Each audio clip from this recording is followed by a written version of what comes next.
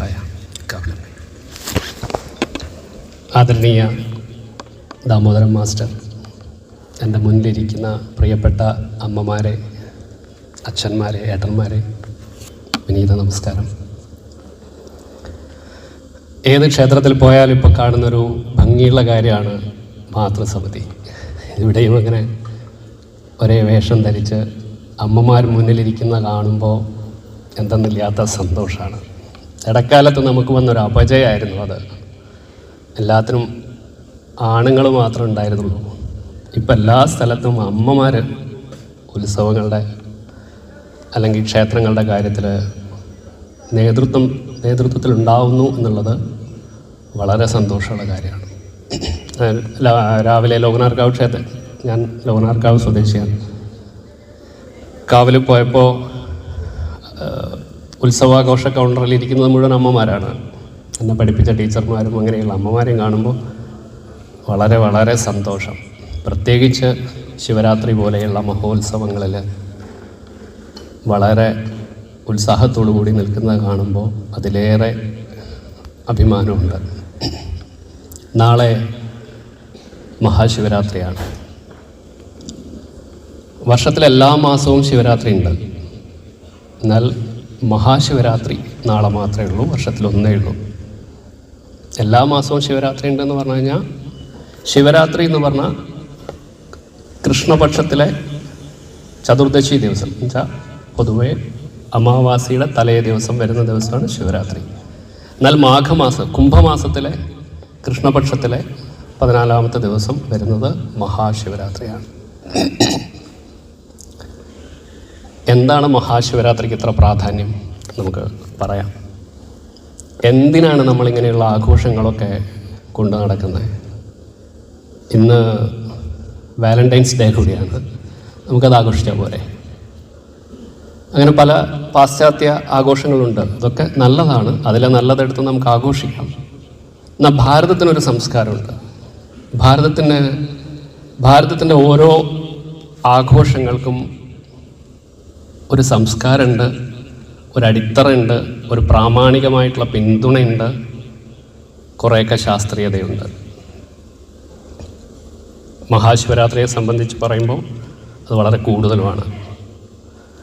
നമ്മളിങ്ങനെ നമ്മുടെ നിരന്തരമായിട്ടുള്ള ജീവിതത്തിൻ്റെ തിരക്കുകളിലൊക്കെ ഇങ്ങനെ പോകുമ്പോൾ, കുടുംബമായിട്ട് ഒക്കെ പോകുന്നതിൻ്റെ ഇടയിൽ ഒരു ഉത്സവം വരുന്നു, ഒരാഘോഷം വരുന്നു. അപ്പോൾ നമ്മുടെ അതുവരെ ഇങ്ങനെ പോയിട്ട് ഒരു അലസത മാറി നമ്മൾ ആ ഉത്സവത്തിലേക്ക് ശ്രദ്ധിക്കുന്നു. ആ ഉത്സവം അറിഞ്ഞ് ആഘോഷിക്കുന്നു. ഇടയിലൊക്കെ നമുക്കത് അറിയാണ്ടും ആഘോഷിക്കുന്നുണ്ട്. എന്നാലും അറിഞ്ഞ് ആഘോഷിക്കുന്ന സംസ്കാരവും തിരിച്ചു വന്നിട്ടുണ്ട് നമുക്ക്. ഹിന്ദു സമൂഹം പൂർണ്ണമായും ഒരു തിരിച്ചുവരവിൻ്റെ പാതയിലാണ് എന്ന അഭിമാനത്തോടെ പറയാൻ പറ്റുന്ന ഒരു കാലഘട്ടത്തിലാണ് നമ്മളിപ്പോൾ. ഇടക്കാലത്ത് നമ്മൾ ഞാനൊക്കെ തെറ്റിദ്ധരിച്ചിട്ടുണ്ടായിരുന്നു. പുതിയ ജനറേഷൻ, പുതിയ കുട്ടികളൊക്കെ വളരെ എങ്ങോട്ടോ വഴിമാറിപ്പോയി. അവർക്ക് ഇതിനോടൊന്നും താല്പര്യമില്ല. അവരെ ക്ഷേത്രങ്ങളിൽ കാണുന്നില്ല, ഉത്സവങ്ങളിൽ കാണുന്നില്ല, പരിപാടികളിൽ പങ്കെടുക്കില്ല. പക്ഷെ അതിനൊക്കെ ഒരു വലിയ മാറ്റം ഇപ്പോൾ ഉണ്ടായിക്കൊണ്ടിരിക്കുന്നുണ്ട്. അതിൻ്റെ വലിയ കാരണം ഇന്നത്തെ ഇൻ്റർനെറ്റൊക്കെയാണ്. എന്നാലും ആഘോഷങ്ങൾ അതിൽ വലിയൊരു ഘടകമാണ്. ഞാൻ പറഞ്ഞു വരുന്നത്, ആഘോഷത്തിന് നമ്മുടെ സമൂഹത്തിൽ, നമ്മുടെ കുടുംബത്തിൽ എന്താണ് പ്രാധാന്യം എന്നുള്ളതാണ്. ഉദാഹരണത്തിന് ഓണം വരുന്നു. 10 ദിവസം നമ്മൾ വീട് വൃത്തിയാക്കി അടിച്ച് തളിച്ച് പൂവിടുന്നു. 10 ദിവസം മുന്നേ ഓണത്തിനുള്ള പ്രിപ്പറേഷൻ അമ്മമാർ ചെയ്യുന്നു. പണ്ടൊക്കെ അമ്മമാർ മാസങ്ങൾക്ക് മുമ്പേ ചെയ്യും. പുളിങ്കറി ഉണ്ടാക്കാൻ, അച്ചാറുണ്ടാക്കാനൊക്കെ ഉള്ള ശ്രമങ്ങൾ പണ്ടേ തുടങ്ങും. ഇന്നതൊക്കെ കുറഞ്ഞു. എന്നാലും 10 ദിവസം കൊണ്ട് നമ്മുടെ ആ വീടിൻ്റെ അന്തരീക്ഷം തന്നെ മാറുകയാണ്. നല്ല നല്ല ഭക്ഷണങ്ങൾ ഉണ്ടാക്കുകയാണ്. അന്ന് എനിക്ക് അമ്മ ഉണ്ടാക്കി തന്ന ഭക്ഷണം എനിക്ക് ഇന്നും അറിയാം. അന്ന് ഓണത്തിന് അല്ലെങ്കിൽ വിശേഷപ്പെട്ട ദിവസത്തിൽ അമ്മ ഉണ്ടാക്കി തരുന്ന ഉണ്ണിയപ്പത്തിന് ഇപ്പം എന്നും ഉണ്ണിയപ്പം കഴിക്കുമ്പോൾ എനിക്ക് അമ്മയെ ഓർമ്മ വരും.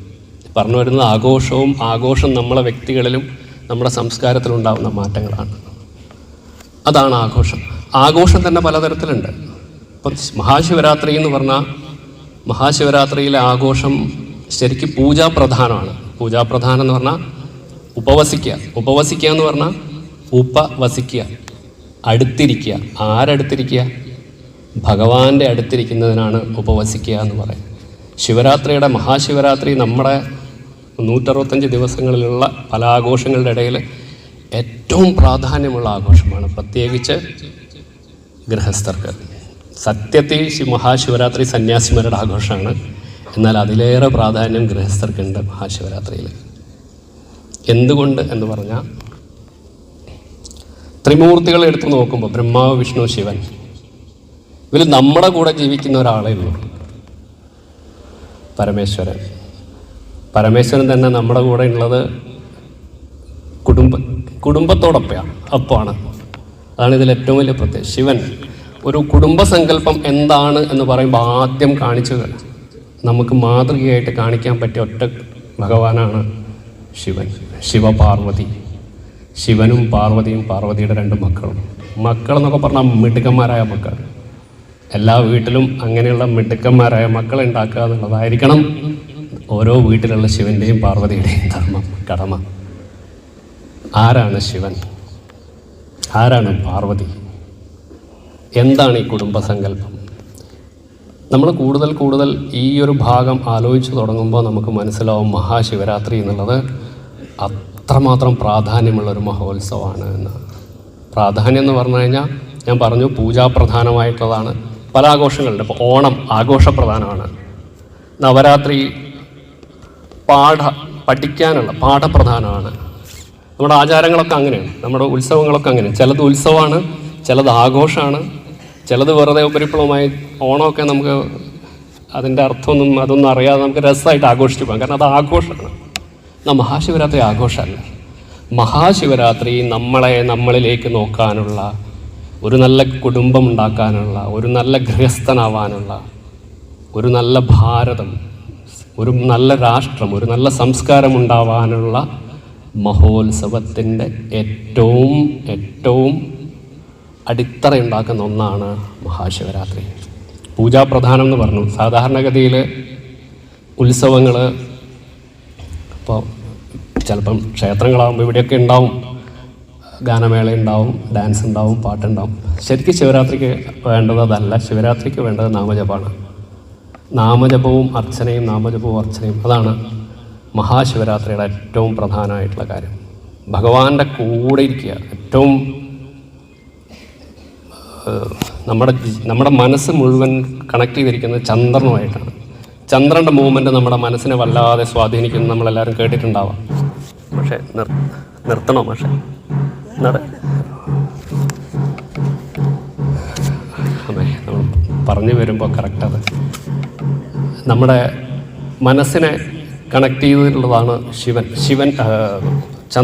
ചന്ദ്രൻ്റെ മൂവ്മെൻറ്റ്സാണ് നമ്മുടെ മനസ്സിനെ എപ്പോഴും വളരെയധികം സ്വാധീനിക്കുക. ഇപ്പോൾ കൃഷ്ണപക്ഷത്തിലെ ചന്ദ്രൻ ഇങ്ങനെ കുറഞ്ഞ് വരുമ്പോൾ ആ ദിവസത്തിൽ മാനസികമായിട്ടും നമ്മുടെ ബ്ലഡ് സർക്കുലേഷനും എല്ലാത്തിനും വളരെ പ്രാധാന്യമുണ്ട്. ആ ദിവസം നമ്മൾ മനസ്സിനെ നിയന്ത്രിച്ച് നാമം ജപിക്കുക. ശിവൻ, ഓം നമഃ ശിവായ മന്ത്രം ചൊല്ലിക്കൊണ്ട് തന്നെ ഇരിക്കുക. ഒരുപാട് വലിയ കാര്യങ്ങൾ മഹാശിവരാത്രിക്ക് പറയുന്നുണ്ട്. മഹാശിവരാത്രി എങ്ങനെ ആഘോഷിക്കണമെന്ന് 4 പുരാണങ്ങളിൽ പറയുന്നുണ്ട്. പത്മപുരാണത്തിൽ, ലിംഗപുരാണത്തിൽ, ശിവപുരാണത്തിൽ, സ്കന്ദപുരാണത്തിൽ, ഇങ്ങനെ 4 പുരാണങ്ങളിൽ എന്താണ് ശിവരാത്രി എങ്ങനെ ആഘോഷിക്കണം എന്നൊക്കെ പറയുന്നുണ്ട്. അതൊരു വലിയ കാര്യമാണ്. ഇന്നത്തെ കാലത്തിൽ അത് പ്രാക്ടിക്കലേ അല്ല.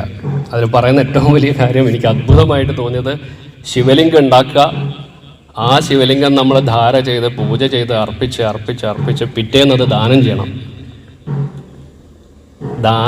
ആ ശിവലിംഗം. അപ്പോൾ എന്താണ് ഈ ശിവലിംഗം ഉണ്ടാക്കിയെന്നത് എന്തോ ഒരു വലിയ കണക്കിലുള്ള സ്വർണം കൊണ്ടാണ്. ആ സ്വർണത്തിലുണ്ടാക്കിയ ശിവലിംഗം പിറ്റേന്ന് ദാനം ചെയ്യണം എന്നുള്ള സങ്കല്പം അത്ര വലിയൊരു സങ്കല്പത്തോടു കൂടിയായിരുന്നു ശിവരാത്രി ആഘോഷിച്ചിട്ടുള്ളത്. ഇന്നത്തെ കാലത്ത് ശിവപുരാണത്തിൽ പറയുന്ന ഒരു കാര്യം നമുക്ക് എല്ലാവർക്കും ചെയ്യാൻ പറ്റുന്നത്, മണ്ണുകൊണ്ട് ശിവലിംഗം ഉണ്ടാക്കാം. പറ്റുമെങ്കിൽ ശിവലിംഗം ഉണ്ടാക്കിയിട്ട് അതിനെ ധാര ചെയ്യുക. 4 യാമങ്ങളാണ് പൊതുവേ ശിവരാത്രിക്കുള്ളത്. 6 മണി മുതൽ 9 മണി വരെ യാമം. വൈകിട്ട് 6 മണിക്ക് തുടങ്ങും എന്നുള്ളതാണ് ശരിക്ക്. നാളെ വൈകിട്ട് 6 മണിക്ക് 9 മണി വരെ, 9 മുതൽ 12 വരെ, 12 മുതൽ 3 വരെ, 3 മുതൽ 6 വരെ, ഇങ്ങനെ 4 യാമങ്ങൾ. ഈ 4 യാമങ്ങളിൽ ആദ്യത്തെ യാമത്തിൽ നമഃശിവായ മന്ത്രം ചൊല്ലി ധാര ചെയ്യുക. എന്തിനാ ധാര ചെയ്യുന്നത്? പരമേശ്വരനെ ധാര ചെയ്യുന്നത്, ശിവലിംഗത്തിന് ധാര ചെയ്യുന്നത് എന്തിനാന്ന് വെച്ചാൽ കുളിർമ കൊടുക്കുകയാണ്, തണുപ്പിക്കുകയാണ്. എന്തിനാണ്? ശിവന് ധാര നമ്മൾ ശിവലിംഗത്തിന് അർപ്പിച്ച് കൊടുക്കുമ്പോൾ ആ കുളിർമ നമുക്ക് അറിയാൻ പറ്റണം. നമ്മളിലുള്ള മനസ്സിന്, ഞാൻ പറഞ്ഞല്ലോ, മനസ്സിനെ വല്ലാതെ ഒരു സംഘർഷം ഉണ്ടാകുന്ന കാലഘട്ടമായിരിക്കും ശിവരാത്രി പൊതുവെ ശിവൻ്റെ ചന്ദ്രനുമായിട്ട് ബന്ധപ്പെട്ട്. ഏറ്റവും വിശേഷപ്പെട്ട ദിവസങ്ങളായതുകൊണ്ട് ശിവന് ലിംഗത്തിന് ധാര എന്നും ചെയ്തുകൊണ്ടേയിരിക്കുന്നത്. ആദ്യത്തെ 4 യാമങ്ങളിൽ ആദ്യത്തെ യാമത്തിൽ, പിന്നത്തെ യാമത്തിൽ ഭഗവാന് പ്രസാദങ്ങളൊക്കെ ഉണ്ടാക്കി സമർപ്പിച്ച്, ഇങ്ങനെ 4 യാമങ്ങളിലും 4 പ്രത്യേകതകളാണ്. നമ്മളെ സംബന്ധിച്ച് ചെയ്യാൻ പറ്റുന്ന ഏറ്റവും എളുപ്പം ശിവലിംഗം ആക്കാൻ പറ്റുമെങ്കിൽ ആക്കുക, ഇല്ലെങ്കിൽ മനസ്സിലിരുന്ന് ധാര സമർപ്പിക്കുന്നതായി ജലത്തിൽ തന്നെ സമർപ്പിച്ചിട്ട് ഓം നമഃ ശിവായ മന്ത്രം ചൊല്ലുക. ആദ്യത്തെ യാമത്തിൽ എത്ര മന്ത്രം ചൊല്ലുന്നോ അതിൻ്റെ ഇരട്ടി അടുത്ത യാമത്തിൽ ചൊല്ലണം എന്നാണ് കണക്ക്. ആദ്യത്തെ യാമത്തിൽ 12 11 ചൊല്ലിയിട്ടുണ്ട്, അടുത്ത യാമത്തിൽ 22, അങ്ങനെ കൂട്ടി 4ാമത്തെ യാമത്തിലെത്തും. പറഞ്ഞു വരുന്നത് ഒരു ചിട്ടയായ സാധനാ പദ്ധതി ശിവരാത്രിക്ക് എപ്പോഴും ഉണ്ടാക്കണം. എല്ലാം കേവലം അങ്ങനെ ആയിക്കോട്ടെ, ഇതിങ്ങനെ ആയിക്കോട്ടെ, അങ്ങനെ പറ്റും ഇങ്ങനെ പറ്റും എന്നുള്ള ഒരു അലസത ശിവരാത്രിക്ക് പാടില്ല. ഭഗവാൻ ശിവൻ ചിട്ടയുടെ ആളാണ്, നിഷ്ഠയുടെ ആളാണ്, കോപിഷ്ഠനാണ്, എന്നാൽ ഏറ്റവും ശാന്തനുമാണ്. ഭോലേനാഥ് എന്നാണ് നോർത്ത് ഇന്ത്യക്കാർ ഭഗവാനെ വിളിക്കുക. ഏറ്റവും ശാന്തനാണ് ഭഗവാൻ, എന്നാൽ ഏറ്റവും കോപിഷ്ഠനാണ്. ശിവതാണ്ഡവ സ്തോത്രമൊക്കെ നമ്മൾ കേട്ടിട്ടുണ്ടാവും. ശിവതാണ്ഡവം ആടുന്ന കോപിഷ്ഠനായ ശിവൻ. ശിവൻ എന്നത് പറഞ്ഞാൽ മനസ്സിലാക്കാൻ പറ്റാത്തൊരു വല്ലാത്ത ഭാവമാണ് ശിവൻ. ആരാണ് ശിവൻ? ആരാണ് ശിവൻ്റെ അച്ഛനും അമ്മയും? അറിയാവോ ശിവൻ്റെ അച്ഛനും അമ്മയും ആരാണ്? ഒരുപക്ഷെ പൊക്കിൽ കൊടി ഇല്ലാത്ത ഒരേ ഒരാൾ ശിവനാണ്. നമ്മൾ ചിത്രത്തിലൊക്കെ, കലണ്ടറിലെ ചിത്രത്തിലൊക്കെ കാണുമ്പോൾ ശിവന് പൊക്കിൾ കൊടി ഉണ്ടാവും. എന്നാൽ പൊക്കിൾ കൊടി ഇല്ലാത്ത മഹേശ്വരനാണ്, പരമേശ്വരനാണ് ശിവൻ. അദ്ദേഹത്തിന് അച്ഛൻ അമ്മ എന്നില്ല, കാരണം അദ്ദേഹം സൃഷ്ടിക്കപ്പെട്ടതല്ല.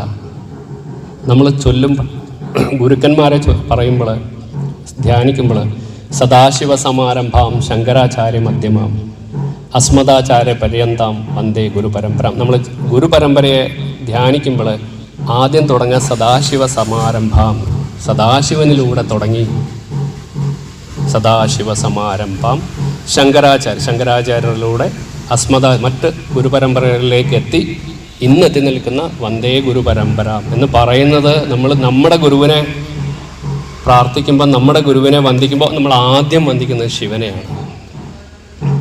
ശിവപുരാണത്തിൽ തന്നെ ഒരു കഥയുണ്ട്. ഉത്തരകാശിയിലാണെന്നാണ് സങ്കല്പം കഥ. ഉത്തരകാശി എന്ന് പറഞ്ഞാൽ ഹിമാലയത്തിൽ പോകാനുള്ള ഭാഗ്യം എനിക്കും ഉണ്ടായിട്ടുണ്ട്. പക്ഷേ അന്ന് ഈ കഥയൊന്നും അറിയാണ്ട് ഒരു ടൂറിന് പോയതുപോലെ ഉത്തരകാശിയിൽ പോയി മടങ്ങി വന്നു. എന്നതിന് ശേഷമാണ് ഉത്തരകാശി ഇത്രയും പവിത്രമാണെന്ന് അറിയാൻ കഴിഞ്ഞു എനിക്ക്. ഉത്തരകാശിയിൽ കുറേ മഹർഷിമാരും സാധാരണ ഗൃഹസ്ഥാശ്രമങ്ങളും എല്ലാവരും നിൽക്കുന്ന സമയത്ത് ഒരാൾ അത്യന്തമായ ആനന്ദത്തിൽ ഇങ്ങനെ ലഹരിയിൽ സന്തോഷിച്ച് തുള്ളിക്കളിച്ച് നടക്കുന്നതായിട്ട് കാണുന്ന ഒരാളെ. ഇതെനിക്ക് ഈ കഥ പറഞ്ഞതും ഒരു നാഗസന്യാസി, ഞാൻ പറഞ്ഞല്ലോ കഴിഞ്ഞ കുംഭമേളയ്ക്ക് ഞാൻ പ്രയാഗ്രാജിൽ പോയായിരുന്നു. അപ്പം 6-7 ദിവസം അവിടെ നാഗസന്യാസിമാരുടെ കൂടെ ജൂന അഖാഡയിൽ താമസിക്കാനുള്ള ഭാഗ്യമുണ്ടായി. ഭാഗ്യം എന്ന് പറഞ്ഞാൽ ഒരു മഹാഭാഗ്യമായിട്ട് ഞാൻ കാണുന്നു ഇപ്പോഴും. സന്യാസിമാരുടെ കൂടെ കഴിയാനുള്ളൊരു ഭാഗ്യം ഉണ്ടാവുക, പ്രത്യേകിച്ച് നാഗസന്യാസിമാർ. നമ്മൾ ഇന്ന് കാണുന്ന, ഇവിടെ കാണുന്ന മഠാമനായ സന്യാസിമാരല്ല, അവർ നാഗന്മാർ. തികച്ചും വ്യത്യസ്തമായ ഒരു ജീവിതം നയിക്കുന്ന, എല്ലാവരും ശിവന്മാരായിട്ടുള്ള ഒരു കൂട്ടത്തിലായിരുന്നു അന്ന് 6-7 ദിവസം 6 ദിവസം താമസിക്കാൻ പറ്റും. അപ്പോൾ അവിടുന്ന് അന്ന് എനിക്ക് 6 ദിവസം ഉണ്ടായത് ഓരോ നിമിഷവും വ്യത്യസ്തമായ അനുഭവമായിരുന്നു. എന്നപ്പോൾ അന്ന് അവിടുന്ന് അദ്ദേഹം പറഞ്ഞു തന്നൊരു കഥയാണ്. അവർ അവതരിപ്പിക്കുന്ന ശിവൻ എന്നൊക്കെ പറഞ്ഞാൽ അവൻ പ്രാന്തൻ എന്നൊക്കെ പറയും അവർ. വെച്ചാൽ അവരുടെ ആ ബന്ധം അങ്ങനെയാണ് ഭഗവാനുമായിട്ടുള്ള. ഞാനിങ്ങനെ മനസ്സിൽ വിചാരിക്കും, ഇദ്ദേഹം എന്താ ശിവന് പാകൽ ഇങ്ങനെ ആ ടൈപ്പിലൊക്കെ കുത്തേവാലെ എന്നൊക്കെ പറയും, ഇങ്ങനെയൊക്കെ പറയും ശിവനെ അവർ. പക്ഷെ അവരെന്നുള്ള ബന്ധം അതാണ്. ശിവനും പരമേശ്വരനും ആ നാഗസന്യാസിയും തമ്മിലുള്ള ബന്ധം അതാണ്. അപ്പം അദ്ദേഹം പറഞ്ഞ കഥ എന്താ വെച്ചാൽ, അങ്ങനെ ഒരാളെ കാണുന്നു, അങ്ങോട്ടും ഇങ്ങോട്ടും ഓടി നടക്കുന്നു, അത്യന്ത ആനന്ദം, സന്തോഷം തന്നെ. അപ്പോൾ ആൾക്കാർ കൂടി, എന്താ നിങ്ങളിങ്ങനെ സന്തോഷിക്കുന്നത്, ഇതിനൊരു കാരണം ഉണ്ടാവണല്ലോ, എന്താണത്? അദ്ദേഹം സംസാരിച്ചില്ല. ഇവരൊക്കെ ഇങ്ങനെ വർഷങ്ങളോളം അദ്ദേഹത്തിനോട് കൂടെ നടന്നു എന്നാണ്, ആ യുവാവിൻ്റെ കൂടെ വർഷങ്ങളോളം നടന്നു. വർഷങ്ങളെന്ന് പറഞ്ഞു കഴിഞ്ഞാൽ യുഗങ്ങളോളം എന്നാണ് ശിവപുരാണം പറയണത്. അപ്പോൾ ആൾക്കാർ സാധാരണഗതിയിൽ കുറേ ആൾക്കാർ, ഇപ്പം ഇവിടെ കുറേ ആൾക്കാർ പ്രസംഗിക്കാനിരിക്കുന്നു, കുറച്ച് നേരം കേട്ട് എന്ത് രസമില്ല എന്ന് പറഞ്ഞാൽ ആൾക്കാർ കുറഞ്ഞു പോയി എന്തേലും പറയുമായിരിക്കും എന്ന് വിചാരിച്ച് കുറച്ച് ആൾക്കാർ ബാക്കിയുണ്ടാവും. അതുപോലെ എന്തേലും ഇദ്ദേഹത്തിൻ്റെ കയ്യിൽ നിന്ന് കിട്ടുമെന്ന് കരുതി കുറഞ്ഞ് അവസാനം 7 ആൾക്കാർ മാത്രമായി. നൂറ്റാണ്ടുകൾ കഴിഞ്ഞു, യുഗങ്ങൾ കഴിഞ്ഞു എന്നൊക്കെയാണ് വിശേഷിപ്പിക്കുന്നത്. ഈ 7 ആളും ഇദ്ദേഹവും മാത്രം. എന്നിട്ടൊന്നും പറയണില്ല, പരമേശ്വരനൊന്നും സംസാരിക്കില്ല. അത്ര അദ്ദേഹം അനാവശ്യമായി സംസാരിച്ചിട്ട് പോലും ഊർജം നശിപ്പിക്കാത്ത ആളാണ്. നമുക്ക് സംസാരിക്കുന്നില്ല അദ്ദേഹം. അങ്ങനെ ഒരു തരത്തിലും നമുക്കറിയാലോ ഏതൊക്കെ തരത്തിൽ ഊർജം നഷ്ടപ്പെടുത്തുമോ അതൊന്നും അദ്ദേഹത്തിന് ഉണ്ടായിരുന്നില്ല. അദ്ദേഹം കൈകൊണ്ട് ആംഗ്യം കാണിക്കരുത്. അപ്പം അങ്ങനെ ഒരു ദിവസം ഈ 7 ആളെ അദ്ദേഹം വിളിച്ചു, ഗാഠമായി ആലിംഗനം ചെയ്തു. 7 പേരെയും ഗാഠമായി ആലിംഗനം ചെയ്തു. ആ ആലിംഗനം പോലും കുറേ വർഷങ്ങളെടുത്തു. അതേപോലെ അതോടുകൂടി ഇവർക്കൊക്കെ ആത്മീയ ജ്ഞാനം ഉണ്ടാവുകയാണ്. ഈ 7 പേരാണ് സപ്തർഷികളായി മാറുന്നതെന്നാണ് കഥ. ഇത് പൊതുവിലുള്ളൊരു കഥയല്ല. എനിക്ക് നാഗന്മാർ അവർ പറഞ്ഞു തന്ന കഥയാണ്. ഒരുപക്ഷെ എല്ലായിടത്തും ഇത് പറയാറുണ്ടോ എന്നറിയാം. പക്ഷേ സന്യാസിമാരുടെ ഇടയിലുള്ളൊരു കഥയാണിത്. അപ്പോൾ 7 പേർക്കും ജ്ഞാനമുണ്ടായി. അവർ 7 പേരും ഉയർന്നു. എല്ലാവർക്കും സന്തോഷമായി. കുറേ ദിവസം അവരങ്ങനെ ഒരുമിച്ച് കഴിഞ്ഞു. പക്ഷെ ഒരു ദിവസം ശിവൻ അവരോട് പറഞ്ഞു അത്ര ആക്ട് ചെയ്തു, അത്ര പോയിക്കോളാൻ, ഇനി എൻ്റെ കൂടെ നിൽക്കേണ്ട, നിങ്ങളാരും പോയിക്കോളാം. അത് കേട്ടപ്പോൾ അവർക്കൊക്കെ സങ്കടമായി, അത്ഭുതമായി. എന്താ പറയുന്നത് അങ്ങ്, എന്തുകൊണ്ടാണ് എനിക്കതൊന്നും കേൾക്കണ്ട, നിങ്ങൾ പോയിക്കോളൂ. അപ്പോൾ വീണ്ടും ചോദിച്ചു എന്താ. അപ്പോൾ അദ്ദേഹം പറഞ്ഞു, നിങ്ങളൊക്കെ എന്ത് ശിഷ്യന്മാരാണ്, എനിക്ക് ദക്ഷിണ തന്നോ ഇത്രയും നാളായിട്ട്? നിങ്ങൾക്ക് എന്താ ഞാൻ പകർന്നു തന്നിരിക്കുന്നത്? ലോകത്ത് ഏറ്റവും വലിയ അറിവായിട്ടുള്ള ആ ജ്ഞാനം, സച്ചിദാനന്ദം, ആ സന്തോഷം നിങ്ങൾക്ക് കിട്ടിയിരിക്കുകയാണ്. നിങ്ങൾ പകരം ഗുരുവിന് എന്ത് ദക്ഷിണയാണ് സമർപ്പിച്ചത്? അപ്പോഴാണ് ശിഷ്യന്മാർക്ക് ആകെ പറഞ്ഞതുമാതിരി ശരിയാണല്ലോ, എന്താ ഇപ്പോൾ ദക്ഷിണ കൊടുക്കാൻ ഇവരെടുത്തൊന്നുമില്ല. ഇവർ നൂറ്റാണ്ടുകളായി ഇദ്ദേഹത്തിൻ്റെ പരമേശ്വരൻ്റെ കൂടെയാണ്. എന്താ ചെയ്യുക? ദക്ഷിണയുടെ കാര്യം പറയുമ്പോഴാണ് നമ്മളും ആലോചിക്കുന്ന എപ്പോഴും കാര്യമാണ്. ദക്ഷിണൻ്റെ പ്രാധാന്യം കണ്ട പരമേശ്വരൻ അങ്ങോട്ട് ചോദിക്കുകയാണ് ശിഷ്യന്മാരോട് ദക്ഷിണ കൊടുക്കാൻ. നമ്മളിടയിലുള്ളൊരു വലിയ പ്രശ്നമാണ് ഈ ദക്ഷിണ, അല്ലേ? അമ്പലത്തിൽ പോയാൽ എപ്പോഴും മനസ്സിലൊരു സംഘർഷമാണ്, എത്ര പൈസ കൊടുക്കണം. ഒരു പൂജ കഴിഞ്ഞാൽ എപ്പോഴും മനസ്സിൽ ആ പൂജയുടെ ഗുണങ്ങളൊക്കെ പോവും നമ്മൾ ഈ ദക്ഷിണയെക്കുറിച്ച് ആലോചിച്ചിട്ട്. ഒരു പൂജാരി വന്ന് വീട്ടിൽ ഒരുപാട് ദക്ഷിണ ചെയ്ത് കഴിഞ്ഞാൽ ഇയാൾക്ക് എത്ര കൊടുക്കണപ്പാ, ഒരു 2 മണിക്കൂറൊക്കെ ഇരുന്നല്ലേ, ഇയാൾക്ക് കുറച്ച് പൈസ കൊടുത്താൽ മതി. ഈ ഒരു സംഘർഷം നമ്മളിൽ എപ്പോഴും ഉണ്ടാവും. എനിക്കും ഉണ്ടായിരുന്നത്. ഞാൻ ദക്ഷിണയുടെ പറഞ്ഞപ്പോൾ ഞാൻ എൻ്റെ ഗുരുനാഥനോട് ചോദിച്ചു. ഒരു ഗുരുനാഥൻ പറഞ്ഞിട്ട് എൻ്റെ വീട്ടിലൊരു പൂജ ചെയ്തപ്പോൾ ഞാൻ ഗുരുനാഥനോട് ചോദിച്ചു, ഗുരുനാഥ എത്ര അദ്ദേഹത്തിന് ദക്ഷിണ കൊടുക്കണം എന്നറിയില്ല. അപ്പം എന്നോട് ഗുരുനാഥൻ പറഞ്ഞെന്താ അറിയോ, നിൻ്റെ മനസ്സ് നിറയുന്നവരെ ദക്ഷിണ കൊടുക്കും, അത്രയും കൊടുക്കുമെന്ന്. വീണ്ടും ഗുരുനാഥൻ എൻ്റെ തലയിലിരിക്കുന്നത്, നിൻ്റെ മനസ്സിന് സംതൃപ്തി ആവുന്നതുവരെ ദക്ഷിണ കൊടുക്കണം എന്നാണ്. ദക്ഷിണ നമ്മൾ കൊടുക്കുന്നത് നമ്മുടെ മനസ്സ് സംതൃപ്തി ആവുന്നതുവരെയാണ്. അയാൾ 10 രൂപയാണ് കൊടുത്തത്, മറ്റേ ആൾ 100 രൂപയാണ് കൊടുത്തത്, വിഷയമല്ല. എനിക്ക് ഭഗവാൻ എത്ര തന്നിട്ടുണ്ട്, അതിലെത്ര എനിക്ക് സമർപ്പിക്കാൻ പറ്റും, അതാണ് നമ്മുടെ സമർപ്പണം, ദാനം എന്നൊക്കെ പറയുന്നത്.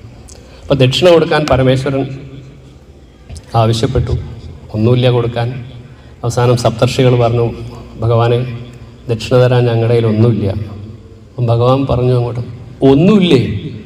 ഇത്ര നാളും ഞാൻ തന്നത് മുഴുവൻ നിങ്ങൾക്ക്, ഞാൻ പറഞ്ഞു തന്നത് മുഴുവൻ, ഇത്ര വലിയ ജ്ഞാനം തന്നിട്ട് നിങ്ങളുടെ കയ്യിൽ ഒന്നുമില്ലാന്നോ? നിങ്ങളുടെ കയ്യിലാണ് എല്ലാം ഉള്ളത്, പൂർണ്ണത മുഴുവൻ നിങ്ങളുടെ കയ്യിലാണ്. അത് കേട്ടപ്പോൾ അദ്ദേഹത്തിന് സപ്തർഷികൾക്കും മനസ്സിലായി പറഞ്ഞത് ശരിയാണ്. അപ്പോൾ അവർ അതുവരെ അറിഞ്ഞ ആ അറിവും കൂടി പരമേശ്വരന് തിരിച്ചു നൽകിയിട്ട് പൂർണ്ണമായും ശൂന്യതയിൽ പൂർണ്ണമായ പരമേശ്വരനായി ഉയർന്നു എന്നാണ് കഥ. ആ പരമേശ്വരൻ്റെ ഉയർച്ചയാണ്, ആ ശിവമാണ് പരമേശ്വരൻ. ഇതാണ് പരമേശ്വരൻ എന്നുള്ള ഒരു കഥ. ഞാൻ കേട്ട ഒരു കഥ. ശിവപുരാണത്തിലൊരു കഥയുണ്ട്, എന്താണ് ശിവൻ എന്നുള്ളത്. ചിദംബരം ക്ഷേത്രത്തിൻ്റെ കേട്ടിട്ടുണ്ടാവുമല്ലോ. ചിദംബരം വലിയ പഞ്ചഭൂതങ്ങളുടെയും ദേവനാണ് ശിവൻ എന്നുള്ളൊരു സങ്കല്പമുണ്ട്. അതിൽ ആകാശത്തിൻ്റെ ദേവനാണ്. ആകാശത്തെ സങ്കല്പിച്ചിട്ടുള്ള ലിംഗമാണ് ചിദംബരത്തുള്ളത്. അഗ്നിലിംഗം നമുക്ക് എല്ലാവർക്കും അറിയാമല്ലോ അല്ലേ, തിരുവണ്ണാമലൈ. അതേമാതിരി ആകാശത്തിൻ്റെ ലിംഗമാണ് ചിദംബരത്തിൽ സന്യാസിമാരും മഹർഷിമാരൊക്കെ ഇരിക്കുമ്പോൾ ഒരാളിങ്ങനെ ഭ്രാന്തനെ പോലെ നടന്നു വരുന്നു, പൂർണ്ണ നഗ്നനായിട്ട്.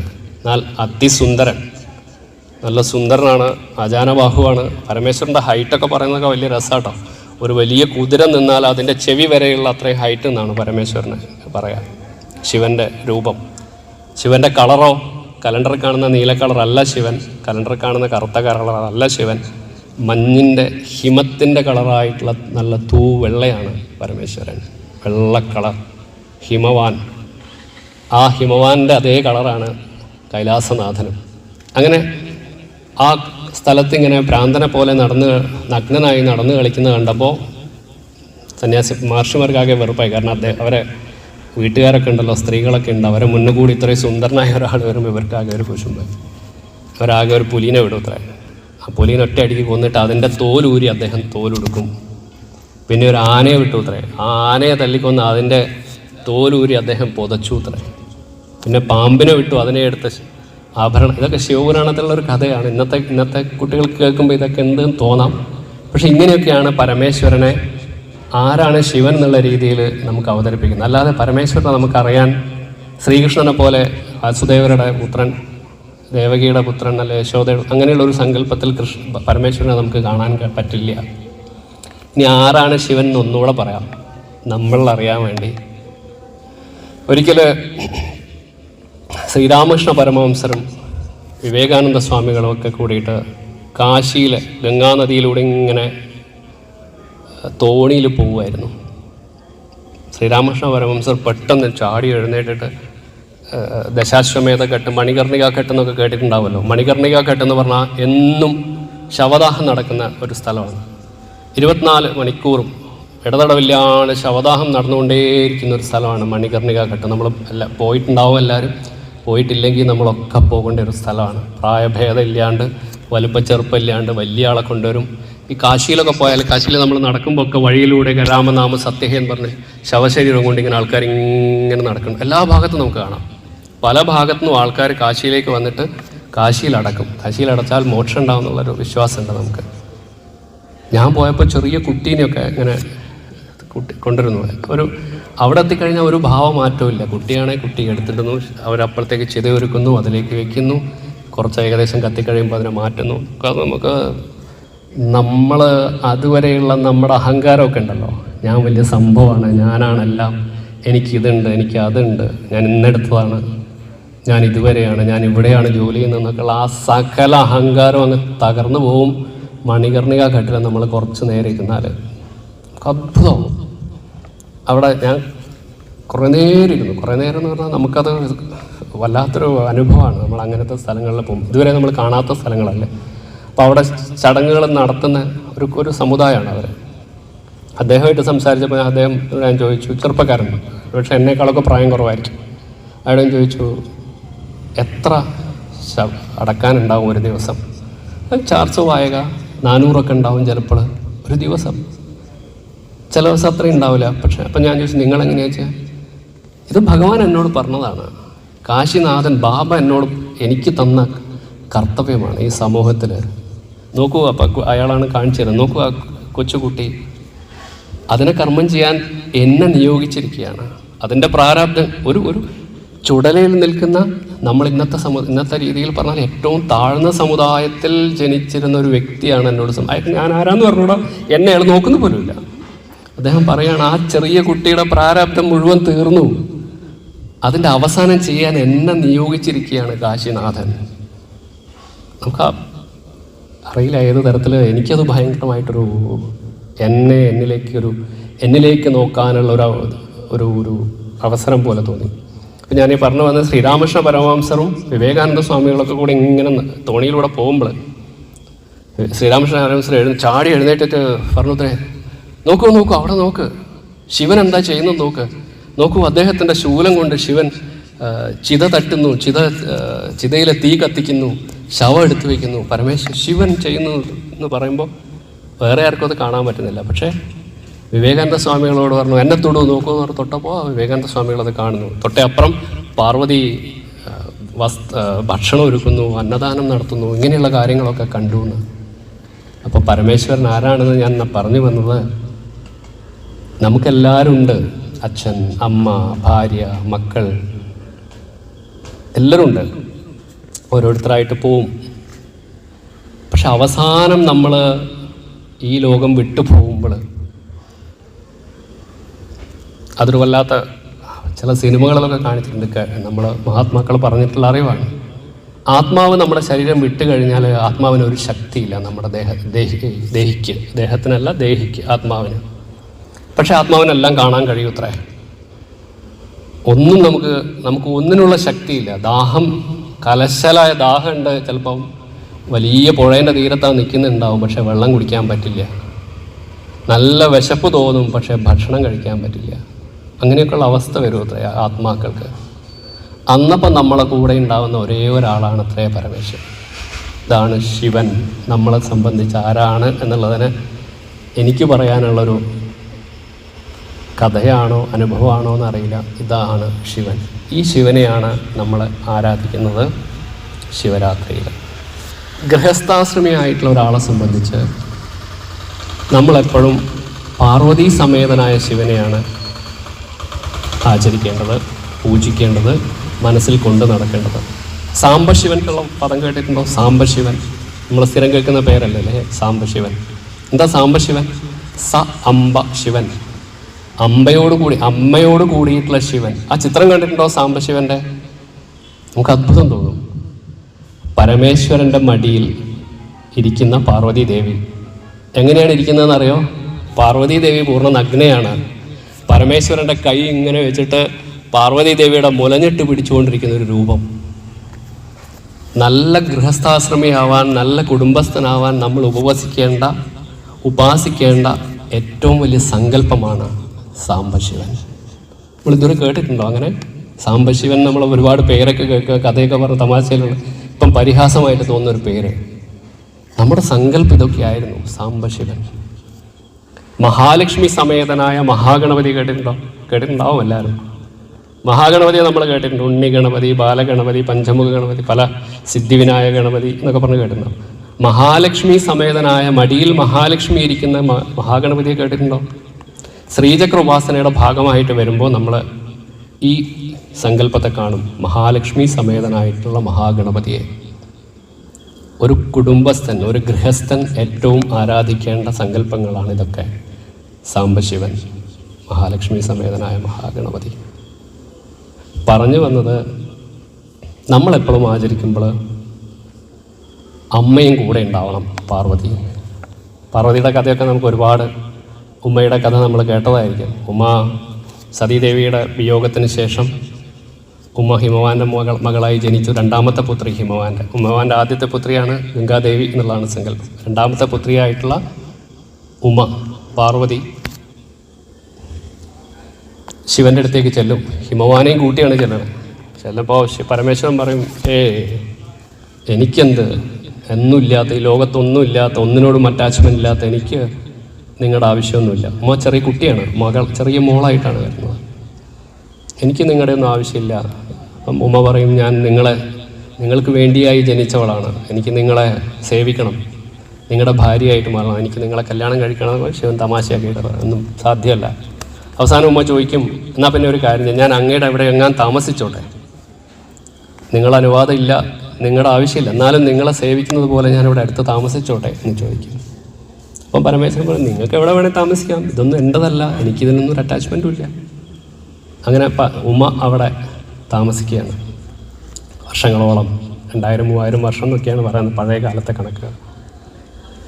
താമസിച്ചു ഉമ്മ ധ്യാനത്തിൽ. ഉമ്മയുടെ താമസിക്കുക എന്ന് പറഞ്ഞാൽ, സേവനം എന്ന് പറഞ്ഞാൽ തപസ്സാണ് ആക്ച്വലി. നമ്മളത് വളരെ ലളിതമായിട്ടുള്ള ഭാഷയിൽ പറയുന്നത് മാത്രം. തപസ് ചെയ്ത് പരമേശ്വരനെ പ്രീതിപ്പെടുത്താൻ, പരമേശ്വരനെ സ്വന്തം ഭർത്താവായി കിട്ടാൻ, പതിയായി കിട്ടാൻ വേണ്ടിയിട്ട് ഉമ്മ വർഷങ്ങളോളം തപസ് ചെയ്യുന്നു.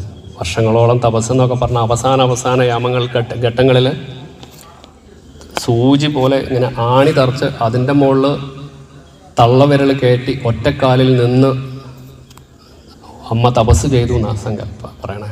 അത്ര കഠിനമായ തപസ് ചെയ്തു. തള്ളവിരലിൽ നിന്നിട്ട് ഒറ്റക്കാലിൽ നിന്ന് മറ്റേ കാല് തുടയലിൻ്റെ മുകളിൽ കയറ്റി വെച്ചിട്ട് കൈ മേലേക്കാക്കി വൃക്ഷാസനത്തിൽ തപസ് ചെയ്തു നൂറ്റാണ്ടുകളോളം. അങ്ങനെ പരമേശ്വരൻ അവസാനം സന്തോഷത്തോടെ പ്രത്യക്ഷപ്പെടുകയാണ്. നിൻ്റെ കർമ്മങ്ങൾ, നിൻ്റെ സേവനങ്ങൾ, നിൻ്റെ തപസ് എനിക്ക് സന്തോഷം തരുന്നു, പ്രീതിയായി. ഞാൻ നിന്നെ കല്യാണം കഴിക്കാൻ തയ്യാറാണ്. അപ്പോൾ അമ്മ പറയും, നോക്കൂ, ഞാനൊരു കൊട്ടാരത്തിലെ ഹിമവാൻ്റെ മകളാണ്. അതുകൊണ്ട് എനിക്കങ്ങനെ എൻ്റെ ഇഷ്ടം പോലെ വരാനൊന്നും പറ്റില്ല. നിങ്ങളൊരു കാര്യം ചെയ്ത് നിങ്ങൾ പോയിട്ട് അച്ഛനോട് ചോദിക്കുക, കല്യാണം കഴിക്കാൻ പറ്റുമെന്ന്. കല്യാണം കഴിക്കാൻ അച്ഛൻ തയ്യാറാണോ, അച്ഛന് സമ്മതമാണോ എന്ന് ചോദിക്കുക എന്ന് പറയും. ഇതൊക്കെ നമുക്ക് മാതൃകയായിട്ടുള്ള കാര്യങ്ങളാണ്. നമ്മൾ ഓരോരുത്തർക്കും വന്ന് പറയുന്നത് ഭഗവാനാണെങ്കിൽ പോലും നമ്മുടെ സ്റ്റാൻഡിൽ നിൽക്കാനുള്ള ധൈര്യം നമുക്ക് വേണം. ഓരോ ചെറിയ കഥകളിലും വലിയ വലിയ സന്ദേശങ്ങളാണ് നമുക്ക് മെൻ്റലി തരുന്ന ധൈര്യമാണ് ഓരോന്നും. അങ്ങനെ പരമേശ്വരൻ പോയിട്ട് ഹിമവാനോട് ചോദിച്ച സന്തോഷത്തോടു കൂടി എന്നതിന് ശേഷമാണ് ശിവപാർവതി വിവാഹം ഉണ്ടാകുന്നത്. നമ്മൾ കൂടുതലും കേട്ടത് രാധാകൃഷ്ണ പ്രണയങ്ങളൊക്കെയാണ്. എന്നാൽ ശിവപാർവതി പ്രണയം പോലത്തെ ഒരു പ്രണയം ഈ ലോകത്തുണ്ടായിട്ടില്ല. ഒന്ന് അറിഞ്ഞാൽ ശ്രമിച്ചു നോക്കൂ പാർവതി ദേവിയെ. ശക്തിസ്വരൂപിണി. സൗന്ദര്യലഹരി തുടങ്ങുന്ന ശിവശക്തിയായുക്തോ. എവിടെ ശക്തിയുണ്ടോ അവിടെ ശിവമുണ്ട്, അല്ലെങ്കിൽ എവിടെ ശിവമുണ്ടോ അവിടെ ശക്തിയുടെ ആവശ്യമുണ്ട്. ഒന്ന് ആത്മീയമാണെങ്കിൽ മറ്റൊന്ന് നമ്മുടെ ഭൗതികമായിട്ടുള്ള കാര്യങ്ങളിൽ നമ്മളെ സംരക്ഷിക്കുന്നതാണ് ശിവശക്തി. അതാണ് അർദ്ധനാരീശ്വര സങ്കല്പം. നമ്മൾ പലപ്പോഴും കലണ്ടറിലൊക്കെ കാണുന്നുണ്ടാവും, പകുതി ശിവൻ പകുതി പാർവതി. ഇതിന് അങ്ങനെയൊക്കെ ഉണ്ടാക്കേണ്ട ആവശ്യം എന്ത് വിഡ്ഢിത്തരങ്ങളാണ് അതൊക്കെ. നമുക്ക് എത്ര ദേവന്മാർ വേറെ എന്തൊക്കെയുണ്ട് രൂപങ്ങൾ ഉണ്ടാക്കാം. ഈ അർദ്ധനാരീശ്വര സങ്കല്പമാണ് പ്രകൃതിയുടെ രൂപം. പുരുഷനും സ്ത്രീയും ചേർന്നാലും മാത്രമേ ഈ പ്രകൃതി ഉള്ളൂ, ഇല്ലെങ്കിൽ ഈ പ്രകൃതി ഇല്ല. ഈ അർദ്ധനാരീശ്വര സങ്കല്പത്തിലെ ആത്മീയതയുടെ പ്രതീകമാണ് പരമേശ്വരൻ. നമ്മുടെ ഈ ഭൗതിക ലോകത്ത്, ഭൗതിക ജീവിതത്തിൽ നമുക്ക് എല്ലാ സമ്പത്തും സമൃദ്ധിയും സന്തോഷവും ഒക്കെ ഉണ്ടാവുന്നതാണ് ശക്തിസ്വരൂപിണിയായ അമ്മ. അതാണ് ശിവശക്തി. നമ്മൾ മഹാശിവരാത്രിക്ക് ആചരിക്കേണ്ടത് ശിവപാർവതി സങ്കല്പം. മനസ്സിലെപ്പോഴും ശിവപാർവതി സങ്കല്പം ഉണ്ടാവണം. കുടുംബമായിട്ട് ജീവിക്കുന്നവനാണെങ്കിൽ മനസ്സിൽ ശിവപാർവതി സങ്കല്പം ഉണ്ടാവണം. മക്കളെ കാര്യം ആലോചിച്ച് നോക്കൂ. മഹാഗണപതി, ബുദ്ധിമാൻ, ശാന്തസ്വരൂപൻ. വിരൂപനാണോ എന്ന് പറയാമോ എന്ന് എനിക്കറിയില്ല, ഭഗവാൻ ഇഷ്ടാവോ എന്ന് എനിക്കറിയില്ല. എന്നാലും അദ്ദേഹത്തിൻ്റെ രൂപം നമ്മളെ സംബന്ധിച്ച് വിരൂപനാണ്. ഒരിക്കൽ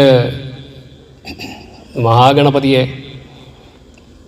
അദ്ദേഹത്തിൻ്റെ കൂട്ടുകാരൊക്കെ കൂടി തമാശയാക്കി, ശിവഭൂതങ്ങളൊക്കെ കൂടെ കളിയാക്കിയത്ര. എന്തൊരു കോല നിൻ്റേത്, വലിയ കുംഭ, തലയിലാണെങ്കിൽ ആനത്തലയും കുംഭയും. ഒരു യുവാക്കൾക്ക് ചേരുന്ന രൂപമാണ് അതെന്നൊക്കെ പറഞ്ഞ് അദ്ദേഹത്തിനെ ഗണപതിയെ തമാശയാക്കി ഗണപതി ആകെ സങ്കടമായി, വിഷമിച്ചു, വളരെ വിഷമിച്ചു. ഉമ്മയുടെ അടുത്തേക്ക്, പാർവതി ദേവിയുടെ അമ്മയുടെ അടുത്തേക്ക് പോയി. അപ്പം അമ്മ, നമ്മളെല്ലാവർക്കും, എല്ലാ അമ്മമാരും മാതൃകയാക്കേണ്ട ഒരു സാധനമാണ്. നമ്മളൊക്കെ കേട്ടിട്ടുണ്ടാവും ആ കീർത്തനവും. ശ്രീഗണനാഥ സിന്ദൂരവർണ്ണ എന്നുള്ള കീർത്തനം കേട്ടിട്ടില്ലേ? എല്ലാവരും ഇല്ലേ? ശ്രീഗണനാഥ സിന്ദൂരവർണ്ണ കരുണസാഗര. ആ അമ്മ പറയാണ്, നീ ആരാന്നാ നിൻ്റെ വിചാരം? നീ ചെറിയ കക്ഷിയൊന്നുമല്ല, ഗണനാഥനാണ് നീ. ഈ ഭൂതങ്ങളുടെ മുഴുവൻ നാഥനാണ് നീ, സിന്ദൂരവർണ്ണനാണ് നീ. അമ്മ ഇങ്ങനെ പുകഴ്ത്തി മോനെ ഇങ്ങനെ വിട്ട് ടോപ്പിലാക്കി അവൻ്റെ കഴിവുകൾ മുഴുവൻ പറഞ്ഞു കൊടുത്തിട്ട് അമ്മ അങ്ങനെ ഉന്നതിയിൽ നിർത്തിയപ്പോൾ അതോടുകൂടി ഗണപതിയുടെ ഭാവമൊക്കെ മാറി, സ്ട്രോങ് ആയി. അതുവരെ ഉണ്ടായിരുന്ന നിരാശ മുഴുവൻ പോയി. ഈ വെങ്കടേശ്വര സുപ്രഭാതം കേട്ടിട്ടുണ്ടോ? കൗസല്യ സുപ്രജ രാമപൂർവ സന്ധ്യ പ്രവർത്തത്തെ ഉത്തിഷ്ഠ നരശാർധൂല ത്രൈലോക്യം മംഗളം കുരു. ഉത്തിഷ്ഠ നരശാർ, ആരാ അത് പറയണേ? ശ്രീരാമചന്ദ്രനെ വിശ്വാമിത്ര മഹർഷി വിളിക്കുന്നതാണ് സങ്കല്പം. ഈ കൊട്ടാരത്തുനിന്ന് ഈ താടകേനെയൊക്കെ കൊല്ലാൻ വേണ്ടി കൊണ്ടുപോകുന്നൊരു കഥയില്ലേ, ഓർമ്മയുണ്ടല്ലോ എല്ലാവർക്കും. കൊട്ടാരത്തിൽ നിന്ന് അവർ രാമലക്ഷ്മണന്മാരോടുകൂടെ വിശ്വാമിത്രൻ പോയി സരയൂ നദിയുടെ തീരത്ത് അന്ന് രാത്രി ഉറങ്ങി. അതുവരെ കൊട്ടാരത്തിലെ പട്ട് മെത്തയിൽ ഏറ്റവും പോഷായിട്ട് കോസല രാജവംശത്തിൽ അത്രയും രാജകീയമായി ജീവിച്ച അദ്ദേഹം അന്ന് രാത്രി കിടക്കുന്നത് പുല്ലിലാണ്, മണലിൽ പൂഴിപ്പരപ്പിലുണ്ടാക്കി വെച്ച പുല്ലിലാണ് ശ്രീരാമനും ലക്ഷ്മണനും കിടന്നുറങ്ങുന്നത് അന്ന് രാത്രി. പിറ്റേന്ന് രാവിലെ വിശ്വാമിത്രൻ വിളിക്കുകയാണ്, ആ പാട്ട്, ആ കീർത്തനം. ഉത്തിഷ്ഠ നരശാർദൂല, ലീഡറാണ് നീ, രാജാവേ, നീ യജമാനനാണ്, നീ ലീഡറാണ്, നീയാണ് എല്ലാം. ത്രൈലോക്യം മംഗളം കുരു, നല്ല കാര്യങ്ങൾ ചെയ്യാൻ വേണ്ടി എഴുന്നേൽക്കൂ എന്ന് വിശ്വാമിത്രൻ പറയണം. ഇങ്ങനെയാണ് നമ്മളെ മക്കളെ വീട്ടിൽ വിളിക്കാറ് രാവിലെ ഉറങ്ങി എഴുന്നേക്കാൻ. ബസ് വരാനായി എഴുന്നേക്ക്, ശാപം നാശം എന്നൊക്കെ പറഞ്ഞ് മക്കളെ ചീത്ത പറഞ്ഞുകൊണ്ടാണ് രാവിലെ വിളിക്കുക, എഴുന്നേക്കുക. എല്ലാവരും ആണെന്ന് പറയുന്നില്ല, കുറേയൊക്കെ അങ്ങനെയാണ്. നേരെ മറിച്ച് നമ്മുടെ ചെറിയ മക്കളാണെങ്കിൽ ചെറിയ മക്കളെ നമ്മൾ രാവിലെ എഴുന്നേക്കാൻ പോകുമ്പോൾ, മോനെ എഴുന്നേക്കൂ, നല്ല ദിവസം നോക്കൂ, കാക്ക എഴുന്നേറ്റു, പക്ഷി എഴുന്നേറ്റു, അവനെ കെട്ടിപ്പിടിച്ചൊരു ഉമ്മ കൊടുക്കും. ആ മകൻ്റെ ആ ദിവസം പോലും ഭംഗിയുള്ളതാവും. ഇതൊക്കെ നമ്മളിലുള്ള, പക്ഷെ നമ്മളത് അത്ര ശ്രദ്ധിക്കാതെ പോകുന്നു.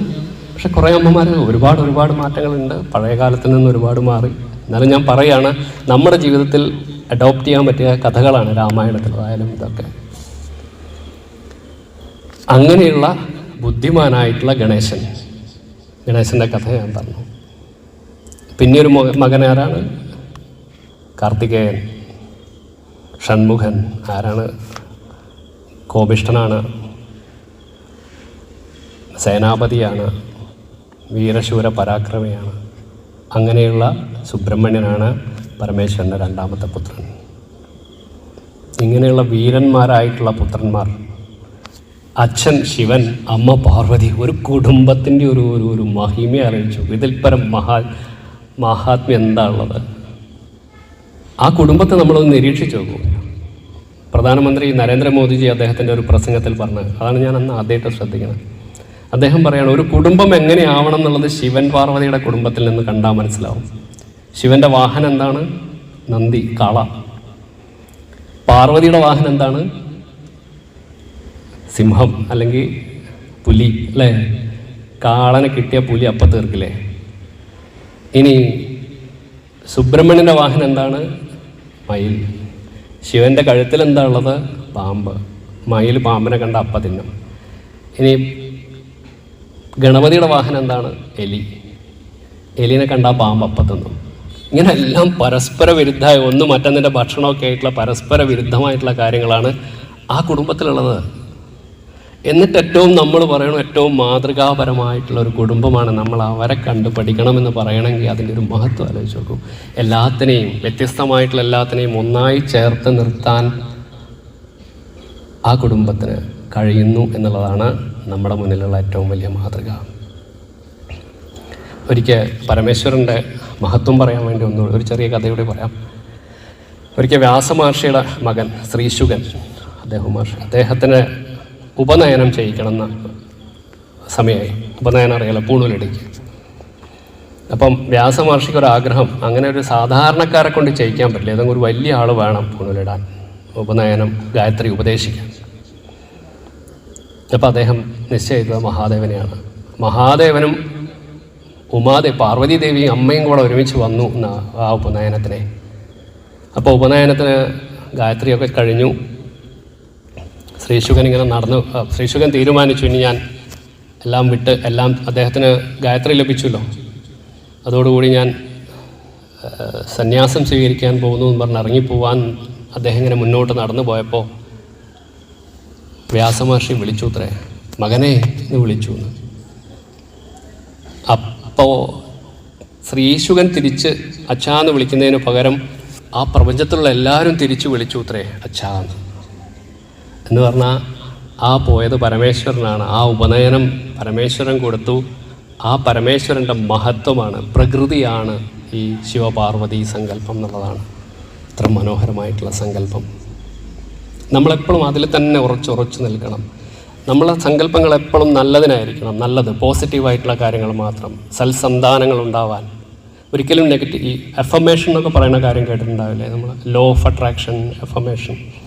നമ്മൾ ചില കാര്യങ്ങൾ, ഇപ്പോൾ നാളെ എനിക്ക് ശിവരാത്രി വ്രതം എടുക്കണം, കഠിന വ്രതമാണ് ശിവരാത്രി, രാവിലെ തൊട്ട് വൈകുന്നേരം വരെ ഭക്ഷണം കഴിക്കരുത്, രാത്രി വരെ, രാത്രി ലഘുഭക്ഷണം കഴിക്കാം, രാത്രി തീരെ ഉറങ്ങാൻ പാടില്ല, നാമജപം വേണം, ആദ്യത്തെ യാമത്തിൽ ഇത്ര നാമം ജപിക്കണം, രണ്ടാമത്തെ യാമത്തിൽ ഇത്ര ജപിക്കണം, മൂന്നാമത്തെ യാമത്തിൽ ഇത്ര ജപിക്കണം. കൂവളത്തിൻ്റെ ഇലയെടുത്ത് ഭഗവാന് ഭഗവാൻ ഏറ്റവും വിശേഷപ്പെട്ടതാണ്, പരമേശ്വരൻ ഏറ്റവും വിശേഷപ്പെട്ടതാണ് കൂവളത്തിൻ്റെ ഇല. പച്ച കളറിലും വെള്ള കളറുള്ള ഇലകളാണ് ഭഗവാൻ ഏറ്റവും ഇഷ്ടം. അത്ര അത് ശ്രദ്ധിച്ച് അതങ്ങനെ ചെയ്യാം. ചുവപ്പ് പാടില്ല എന്നാണ്. അപ്പം അങ്ങനെയൊക്കെ ചെയ്യണം.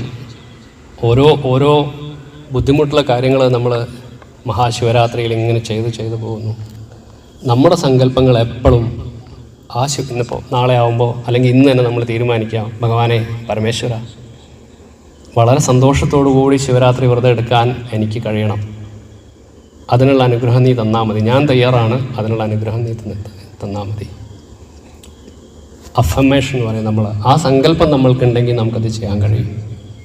എല്ലാവർക്കും ശിവരാത്രി എടുക്കാൻ പറ്റിയെന്ന് വരില്ല. ചിലർക്ക് രാത്രി ഉറങ്ങാൻ ബുദ്ധിമുട്ടാണ്, ചിലർക്ക് ഭക്ഷണം കഴിക്കാൻ. ഞാൻ ശിവരാത്രി എടുക്കുന്നതുകൊണ്ട് എൻ്റെ വീട്ടിൽ ബഹളം ഉണ്ടാവരുത്, അത്രയേ ഉള്ളൂ. സാധാരണഗതിയിൽ അങ്ങനെയാണ്. വീട്ടിൽ ഗൃഹനാഥൻ വ്രതം എടുക്കുകയാണെന്ന് വിചാരിക്കുക. അപ്പം അന്ന് വീട്ടിൽ ഭക്ഷണം ഉണ്ടാക്കാൻ പാടില്ല എന്ന് പറഞ്ഞില്ലേ? ഇവിടെ നാമം ജപിക്കുന്നതിനേക്കാൾ കൂടുതൽ അവിടെ ബഹളങ്ങളുണ്ടാവുക. പൊതുവെ നമ്മുടെ മനസ്സിലൊന്നും സംഘർഷം ഉണ്ടാവരുത്. നമ്മൾ കാരണം മറ്റൊരാൾക്ക് സംഘർഷം ഉണ്ടാക്കാനും പാടില്ല. എപ്പോഴും മനസ്സ് പോസിറ്റീവായിരിക്കുക. ജീവിതം മുഴുവൻ പോസിറ്റീവായിട്ട് ചിന്തിച്ചുകൊണ്ടേയിരിക്കുക. എനിക്ക് നല്ലത് വരണം. ഭഗവാനെ അപകടമൊന്നും ഉണ്ടാക്കരുതേ എന്ന് പറയാൻ പാടില്ല. അപകടം എന്നുള്ളത് നെഗറ്റീവ് വാക്കാണ്. ചിത്രമാണ് മനസ്സിൽ പതിയുക. മനസ്സിലെപ്പോഴും ചിത്രമാണ്. ഭഗവാനെ നല്ല യാത്രയായിരിക്കണേ എന്നായിരിക്കും പ്രാർത്ഥിക്കേണ്ടത്. ഭഗവാനെ അപകടം ഉണ്ടാക്കരുത്. ഈ അപകടമാണ് ചിത്രമായിട്ട് പതിയുക. കാരണം അതിൽ വെർബും കാര്യങ്ങൾക്കൊന്നും മനസ്സിനില്ല. മനസ്സ് അക്സെപ്റ്റ് ചെയ്യുക എപ്പോഴും പോസിറ്റീവ് സാധനങ്ങളാണ്. എഫർമേഷൻ എപ്പോഴും അങ്ങനെയായിരിക്കണം. എനിക്ക് നീല കളറുള്ള കാറുണ്ട് എന്ന് സങ്കല്പിക്കുക. നമ്മുടെ പ്രാർത്ഥനകളും ജപങ്ങളൊക്കെ എനിക്ക് 1000 പശുവുണ്ട്, എനിക്ക് ഇത്ര പറ നെല്ലുണ്ട് ഉണ്ടാവില്ല. എന്നാലും നമ്മുടെ പ്രാർത്ഥനകളൊക്കെ അങ്ങനെയാണ്. ഇത്ര പറ നെല്ലുണ്ട്, എനിക്കിത്ര പശുവുണ്ട്, എനിക്കിത്ര സ്വർണ്ണമുണ്ട് എന്നൊക്കെ പറഞ്ഞിട്ട് നമ്മളങ്ങനെ ഉണ്ട് എന്ന് പറയാണ്. പോസിറ്റീവാണ്. ഉണ്ടാവണേ ഭഗവാനെ, എന്നെ അനുഗ്രഹിക്കണേ, എന്നെ കഷ്ടപ്പെടുത്തരുത് എന്ന് പറയും. കഷ്ടപ്പാട് എന്നുള്ള നെഗറ്റീവ് സാധനങ്ങളാണ് അവർ. എപ്പോഴും പോസിറ്റീവായിട്ട് ഭഗവാനോട് സംസാരിക്കുന്ന മുഴുവൻ പോസിറ്റീവായിരിക്കണം. ഭഗവാനോട് പോയിട്ട് അങ്ങോട്ട് സംസാരിക്കുക. എൻ്റെ വിഷമങ്ങളൊക്കെ പറയുക, ഇങ്ങനെയൊക്കെ ഉണ്ട്, അതൊക്കെ മാറ്റി തരണം, നീയാണുള്ളൂ, നീ ഇല്ലെങ്കിൽ അന്ന് വിഷമം വന്നാൽ നീ നമ്മൾ പോയി ചീത്ത പറയാം. നീ എന്ത് പണിയാ ശിവ കാണിച്ചത്, എന്തിനെങ്ങനെയൊക്കെ കഷ്ടം. ഇങ്ങനെ ഭഗവാനുമായിട്ടുള്ള കമ്മ്യൂണിക്കേഷൻ, കണക്ടിവിറ്റി ഉണ്ടാവുക. അതിനേറ്റവും നല്ലതാണ് നമ്മുടെ കുലദേവത. എല്ലാവരും നമ്മുടെ കുലദേവത എന്താണെന്ന് എല്ലാവർക്കും ഒട്ടുമിക്കവർക്കും അറിയായിരിക്കാം കുലദേവത എന്താണ്. ആ കുലദേവത, ആ കുടുംബദേവത എന്താണെന്ന് മനസ്സിലാക്കി ആ കുടുംബദേവതയെ ആരാധിക്കാനുള്ള ഒരു സമ്പ്രദായം നമുക്ക് നഷ്ടപ്പെട്ടു പോയി. അതൊക്കെ നമ്മൾ തിരിച്ചു കൊണ്ടുവരണം. നമ്മൾക്ക് ഇന്ന് കിട്ടുന്ന പല സൗഭാഗ്യങ്ങളും നമ്മുടെ പൂർവികരുണ്ടാക്കി വെച്ചതായിരിക്കാം. അത് നമ്മളിൽ അവസാനിക്കാൻ പാടില്ല. നമ്മുടെ മക്കളിലേക്ക് പകർന്ന് നൽകണമെങ്കിൽ ആ പൂർവികർ ചെയ്ത ചിലതൊക്കെ നമ്മൾ കണക്ട് ചെയ്ത് മുന്നോട്ടേക്ക് കൊണ്ടുപോകാൻ നമുക്ക് കഴിയണം. അതിനു വേണ്ടി നമ്മുടെ കുലദേവത എന്താണെന്ന് മനസ്സിലാക്കി കുലദേവതയ്ക്ക് ഏത് രീതിയിലാണ് പൂജ ചെയ്യാൻ പറ്റുക എന്നുള്ളത് നമ്മൾ തന്നെ ചെയ്യുക. വേറൊരാളെ കൊണ്ടുവരേണ്ട ആവശ്യമില്ല. തേർഡ് പേഴ്സൻ്റെ ആവശ്യമില്ല. എൻ്റെ വീട്ടിലെ ദേവതയാണ്, എൻ്റെ കുടുംബത്തിൽ എൻ്റെ മച്ചിലുള്ള ദേവതയാണ്. ഞാൻ എന്ത് കൊടുത്താലും ആ അമ്മയ്ക്ക് ഇഷ്ടമാവും. ശക്തയോ സമ്പ്രദായം നമ്മളെല്ലാവരും അതെ. എല്ലാ കാസ്റ്റിലും ഉണ്ട്, എല്ലാ ജാതിക്കും എല്ലാ കുലത്തിനും കുലദേവതയുണ്ട്. നമ്മൾ ഏത് കുലത്തിലായാലും ശരി, ഇന്നേ കുലത്തിന് ഇന്നേവന് എന്നൊന്നുമില്ല. എല്ലാവർക്കും കുലദേവതയുണ്ട്. കുലദേവതയെ മനസ്സിലാക്കി കുലദേവതയ്ക്ക് വേണ്ടി കുലദേവത നമ്മുടെ അമ്മയെ പോലെ കണ്ട് നമുക്ക് സംസാരിക്കാൻ, നമ്മളെ സംരക്ഷിക്കാൻ കുലദേവതയ്ക്ക് മാത്രം. കുലദേവത എത്ര സംരക്ഷിക്കാൻ കഴിയുന്ന വേറൊരു ദൈവം നമുക്കുണ്ടാവില്ല. കാരണം അത് നമ്മുടെ കുടുംബത്തിലുള്ള ആളാണ്. അങ്ങനെ മനസ്സിലാക്കി നമ്മുടെ സമ്പ്രദായങ്ങൾ, നമ്മുടെ ആചാരങ്ങളൊക്കെ മനസ്സിലാക്കിയെടുക്കാൻ നമുക്ക് കഴിയണം. എന്താണ് സാധാരണഗതിയിൽ എല്ലാവർക്കും ഉള്ളൊരു കൺഫ്യൂഷനാണ്. ഭഗവാന്റെ അടുത്ത് ഹിന്ദുക്കളുടെ പൊതുവെയുള്ളൊരു പ്രശ്നം, എല്ലാവരും ക്ഷേത്രങ്ങളിലൊക്കെ പോകും, ഒരുപാട് നേരം തൊഴും, എല്ലാം കഴിഞ്ഞ് ഇറങ്ങി വരുമ്പോൾ ഒരു സംശയമാണ്, ഉള്ളിലാരും ഉണ്ടോ ഈശ്വര, സത്യമാണോ, ഭഗവാൻ എന്നൊക്കെ പറഞ്ഞ സംഭവം ഉണ്ടോ? ഈ സംശയം നമുക്ക് ഇതുവരെ മാറിയില്ല. ഭഗവാൻ ഉണ്ടോ, ശിവൻ ഉണ്ടോ ഉള്ളിൽ, അല്ലെങ്കിൽ ഭഗവതി ഉണ്ടോ, ഞാൻ ഈ പറയുന്നതൊക്കെ കേൾക്കുന്നുണ്ടോ? ഈ സംശയം പാടില്ല. ഭഗവാൻ ഉണ്ട്, ഒരു ശക്തി ഉണ്ട്, നമ്മളെ സംരക്ഷിക്കുന്ന ഒരു ശക്തി ഉണ്ടെന്ന് എനിക്ക് അനുഭവമുണ്ട്. എന്നെ സംരക്ഷിച്ചു കൊണ്ടുപോകുന്നത് അങ്ങനെയുള്ള ആ അമ്മയാണെന്ന് വിശ്വസിക്കുന്ന ഒരാളാണ് ഞാൻ. അതുകൊണ്ട് തന്നെ ഞാൻ എവിടുന്നൊക്കെയോ ഇങ്ങനെ രക്ഷപ്പെട്ട് അങ്ങോട്ട് പോകുന്നുണ്ട്, സന്തോഷത്തോടു കൂടി. വിഷമങ്ങളൊക്കെ ഉണ്ടാവും, അതും അമ്മ തരുന്നതായിരിക്കാം. ഈ ഒരു സങ്കല്പം നമ്മുടെ മനസ്സിൽ എപ്പോഴും ഉണ്ടാവണം. എന്താണ് ഞാൻ ചെയ്യേണ്ടതെന്ന് നമ്മൾ മനസ്സിലാക്കണം. നമ്മൾ ചെയ്താലേ നമ്മുടെ മക്കൾ ചെയ്യുള്ളൂ. ഞാൻ നേരത്തെ പറഞ്ഞില്ല, എൻ്റെ മക്കൾ അല്ലെങ്കിൽ ഇപ്പോഴത്തെ പുതിയ കുട്ടികളൊന്നും ചെയ്യുന്നില്ല. പുതിയ കുട്ടികൾ ചെയ്യുന്നില്ലാത്തതിന് കാരണം അവനെ വീട്ടിൽ നിന്ന് ഇത് കാണുന്നില്ല. ഞാൻ ചെയ്യാത്ത സാധനം എങ്ങനെ എൻ്റെ മകനെ നിർബന്ധിക്കും? എൻ്റെ വീട്ടിലിരുന്നിട്ട് ഞാൻ രാത്രി ന്യൂസ് അവറും സീരിയലൊക്കെ കണ്ടുകൊണ്ടിരിക്കുമ്പോൾ ഞാൻ മക്കളോട് പറയുന്നു നീ പോയി ജപിക്കുക എന്ന് പറഞ്ഞാൽ അതിനൊരു പ്രാധാന്യം അവൻ കാണുന്നില്ല. അതിൽ അവന് പ്രാധാന്യം കാണണം. ഇതെൻ്റെ വീട്ടിലൊരു അനുഭവം കേട്ടോ, ഞാൻ വ്യക്തമായിട്ട് പറയാം. ചെറുപ്പത്തിൽ എനിക്ക് ആദ്യം മോളുണ്ടായപ്പോഴേ എൻ്റെ ജോലി ഞാൻ IT കമ്പനിയിലായിരുന്നു വർക്ക് ചെയ്തത്. അപ്പം എൻ്റെ ജോലി വൈകിട്ടൊക്കെ ആയിരുന്നു. അതുകൊണ്ട് എൻ്റെ വീട്ടിൽ ജപവും പരിപാടികളൊന്നുമില്ല, ഭാര്യ ചെയ്യാറുണ്ടായിരിക്കാം. അപ്പം അതുകൊണ്ട് തന്നെ മോളുണ്ടായ സമയത്ത് അവൾക്ക് ഇതൊന്നും കാണാൻ അത്ര മനസ്സിലായില്ല. എന്നാൽ മോനുണ്ടായ സമയത്ത് ഞാനത് വളരെ ശ്രദ്ധിച്ചു. എൻ്റെ വീട്ടിൽ കാര്യങ്ങൾ ഞാൻ ശ്രദ്ധയോടുകൂടി ഞാൻ ചെയ്യാൻ തുടങ്ങി. അതുകൊണ്ട് അവനതൊക്കെ ചെയ്യും. മോൾക്ക് ഈ ചെയ്യുന്നതിൽ അത്ര താല്പര്യമില്ല. അവൾക്കും സ്പിരിച്വൽ പാത്തുണ്ട്. പക്ഷേ നമ്മൾ ആചരിക്കുന്നത് മാത്രമേ കുട്ടികൾ ഏറ്റെടുക്കൂ എന്നുള്ളതിന് എൻ്റെ വീട്ടിൽ ഏറ്റവും നല്ല ഉദാഹരണമാണ്.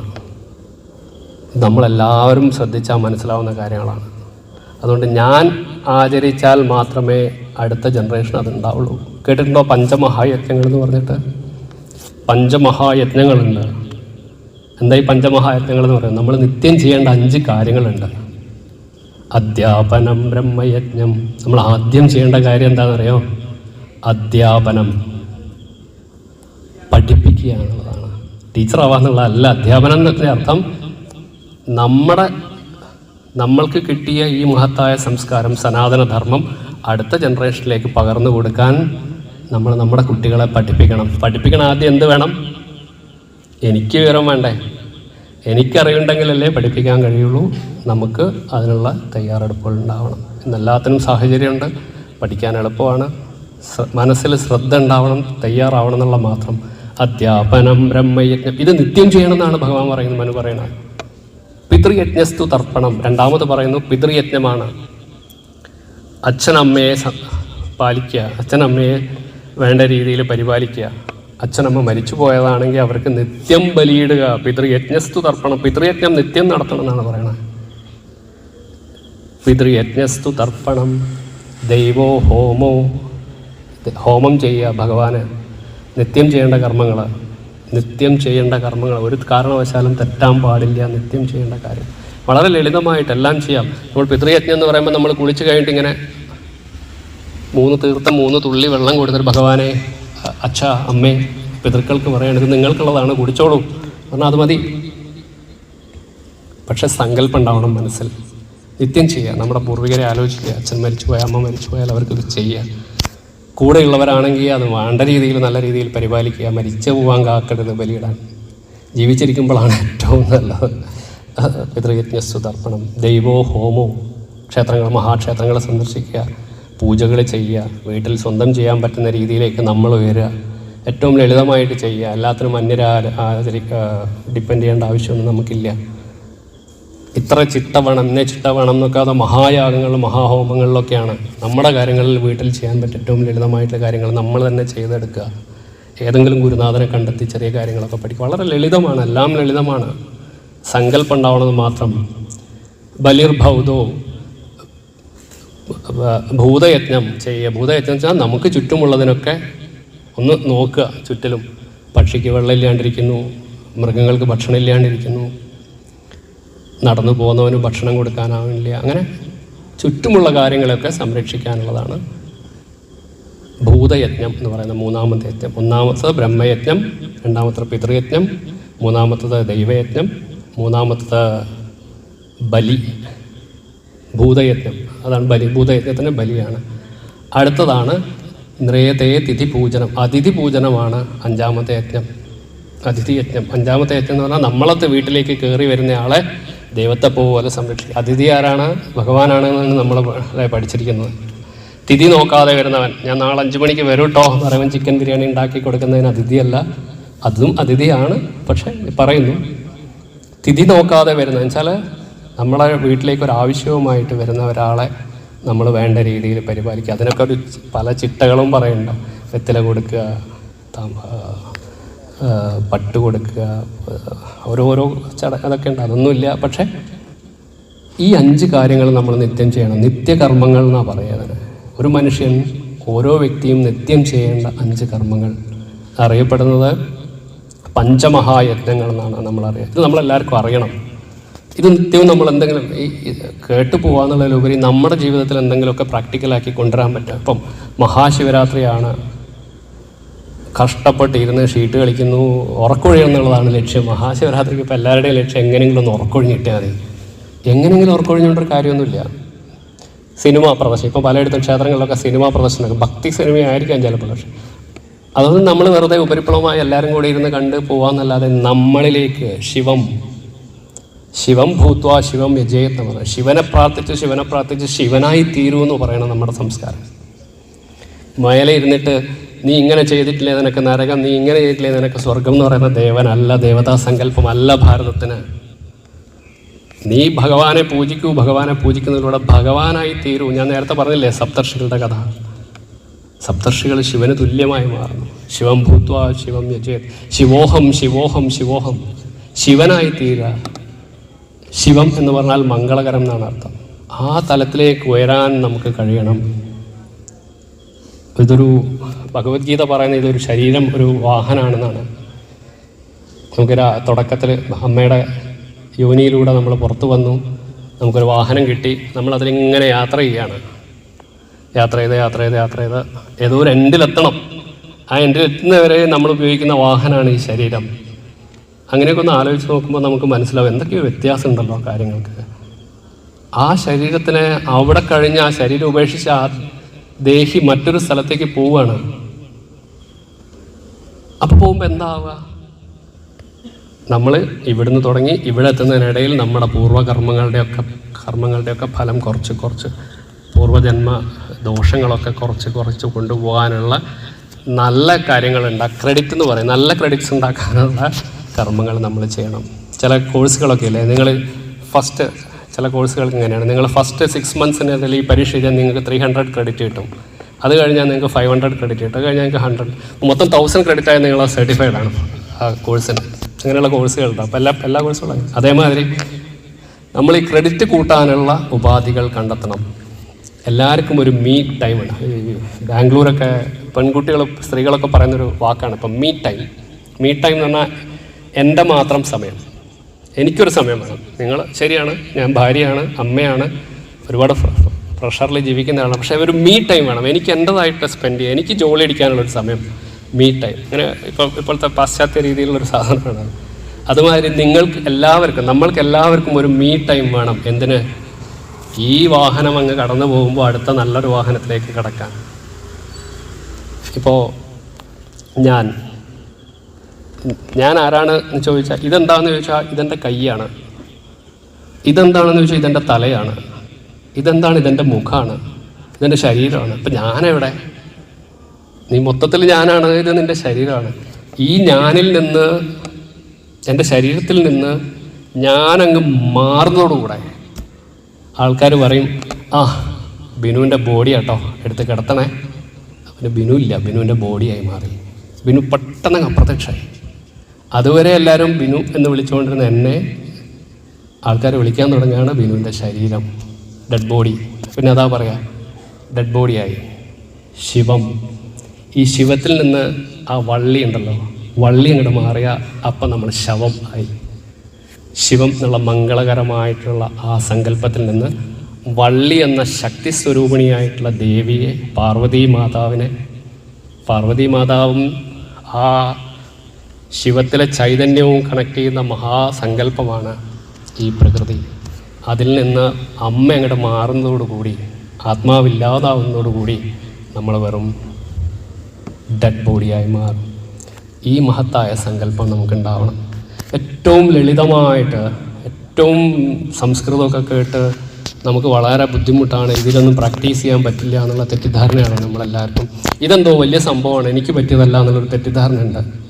ചെറിയ കാര്യത്തിലൂടെ നമുക്ക് ശ്രമിക്കാം. അമ്മമാരുടെ മാതൃസമിതി ഒരേ വസ്ത്രമൊക്കെ ധരിച്ചിരിക്കുന്ന കാണുമ്പോൾ ലളിതാ സഹസ്രനാമം ചൊല്ലുന്നത് മുഴുവൻ എനിക്ക് വേണ്ടിയാണ്, എൻ്റെ കുടുംബത്തിന് വേണ്ടിയാണ്. എല്ലാം സ്വാർത്ഥമായിട്ട് തന്നെ ചിന്തിച്ചോളൂ. കാരണം വിവേകാനന്ദ സ്വാമികൾ എപ്പോഴും പറയുന്നൊരു സാധനമുണ്ട്, ഞാൻ നന്നായാൽ ലോകത്തിൽ ഒരു വിഡ്ഢിയുടെ എണ്ണം കുറഞ്ഞു. ഞാൻ നന്നായാൽ ലോകത്തിൽ ഒരു വിഡ്ഢിയുടെ എണ്ണം കുറഞ്ഞു. അപ്പോൾ എല്ലാം ഞാൻ നന്നാവാൻ വേണ്ടി തന്നെ ചെയ്യുക.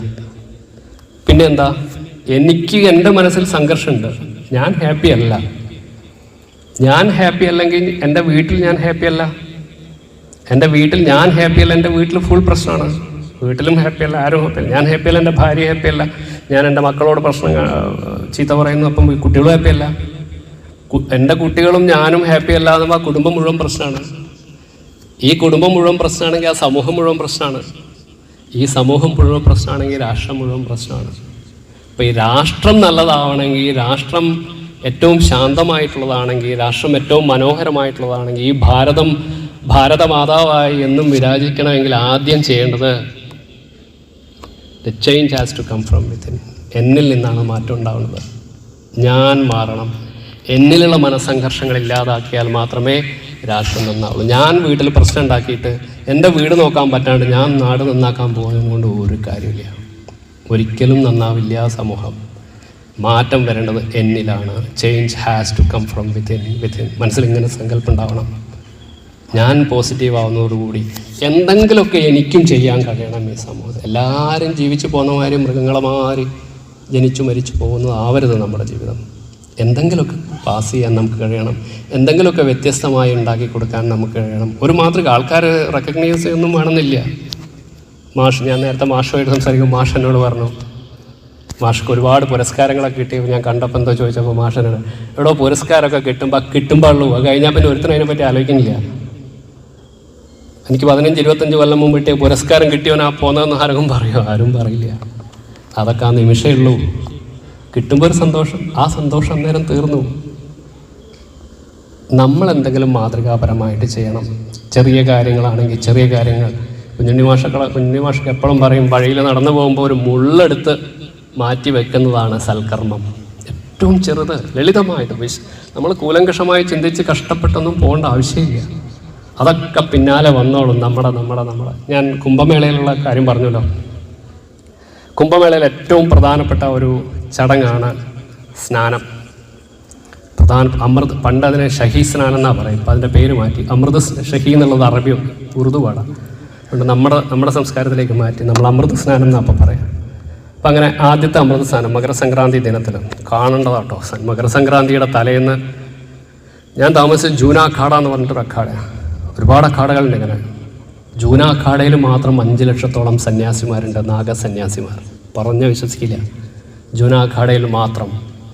അത്ര നമ്മൾ കാണുന്നത് അല്ലല്ലോ. അങ്ങോട്ടേക്ക് പോയി കഴിഞ്ഞാൽ ഹിന്ദു സംസ്കാരം നമുക്ക് അത്ഭുതമാവും. ആ കുംഭമേളയിൽ പോയപ്പോൾ ആൾക്കാരെ കണ്ട, സന്യാസിമാരെ കണ്ടാൽ നമുക്ക് അത്ഭുതമാവും. ജീവിതത്തിൽ ഒരിക്കലും രാത്രി ഉറങ്ങാത്ത സന്യാസി, ജീവിതത്തിൽ ഒരിക്കലും ഇരിക്കാത്ത സന്യാസി, ഒരു കാലുകൊണ്ട് മാത്രം നടക്കുന്ന സന്യാസി, ഒരു കൈ എപ്പോഴും ഉയർത്തിപ്പിടിച്ച് നടക്കുന്ന സന്യാസി, 40 വർഷമായി കുളിക്കാത്ത സന്യാസി, തലയിൽ മണ്ണിട്ടിട്ട് ധാന്യങ്ങൾ വളർത്തിയിട്ട് കൊണ്ടു നടക്കുന്ന സന്യാസി. നമ്മുടെ കണ്ണ് തള്ളിപ്പോകും. നമ്മൾ ഇവരോടൊക്കെ ചോദിച്ചു നോക്കും, നിങ്ങളെന്തിനാണ് ഇതൊക്കെ ചെയ്യുന്നതെന്ന്. ഒറ്റ ഉത്തരാണ് അവർക്ക് മുഴുവൻ. അത്ഭുതപ്പെടും. എൻ്റെ അനുഭവമാണ്.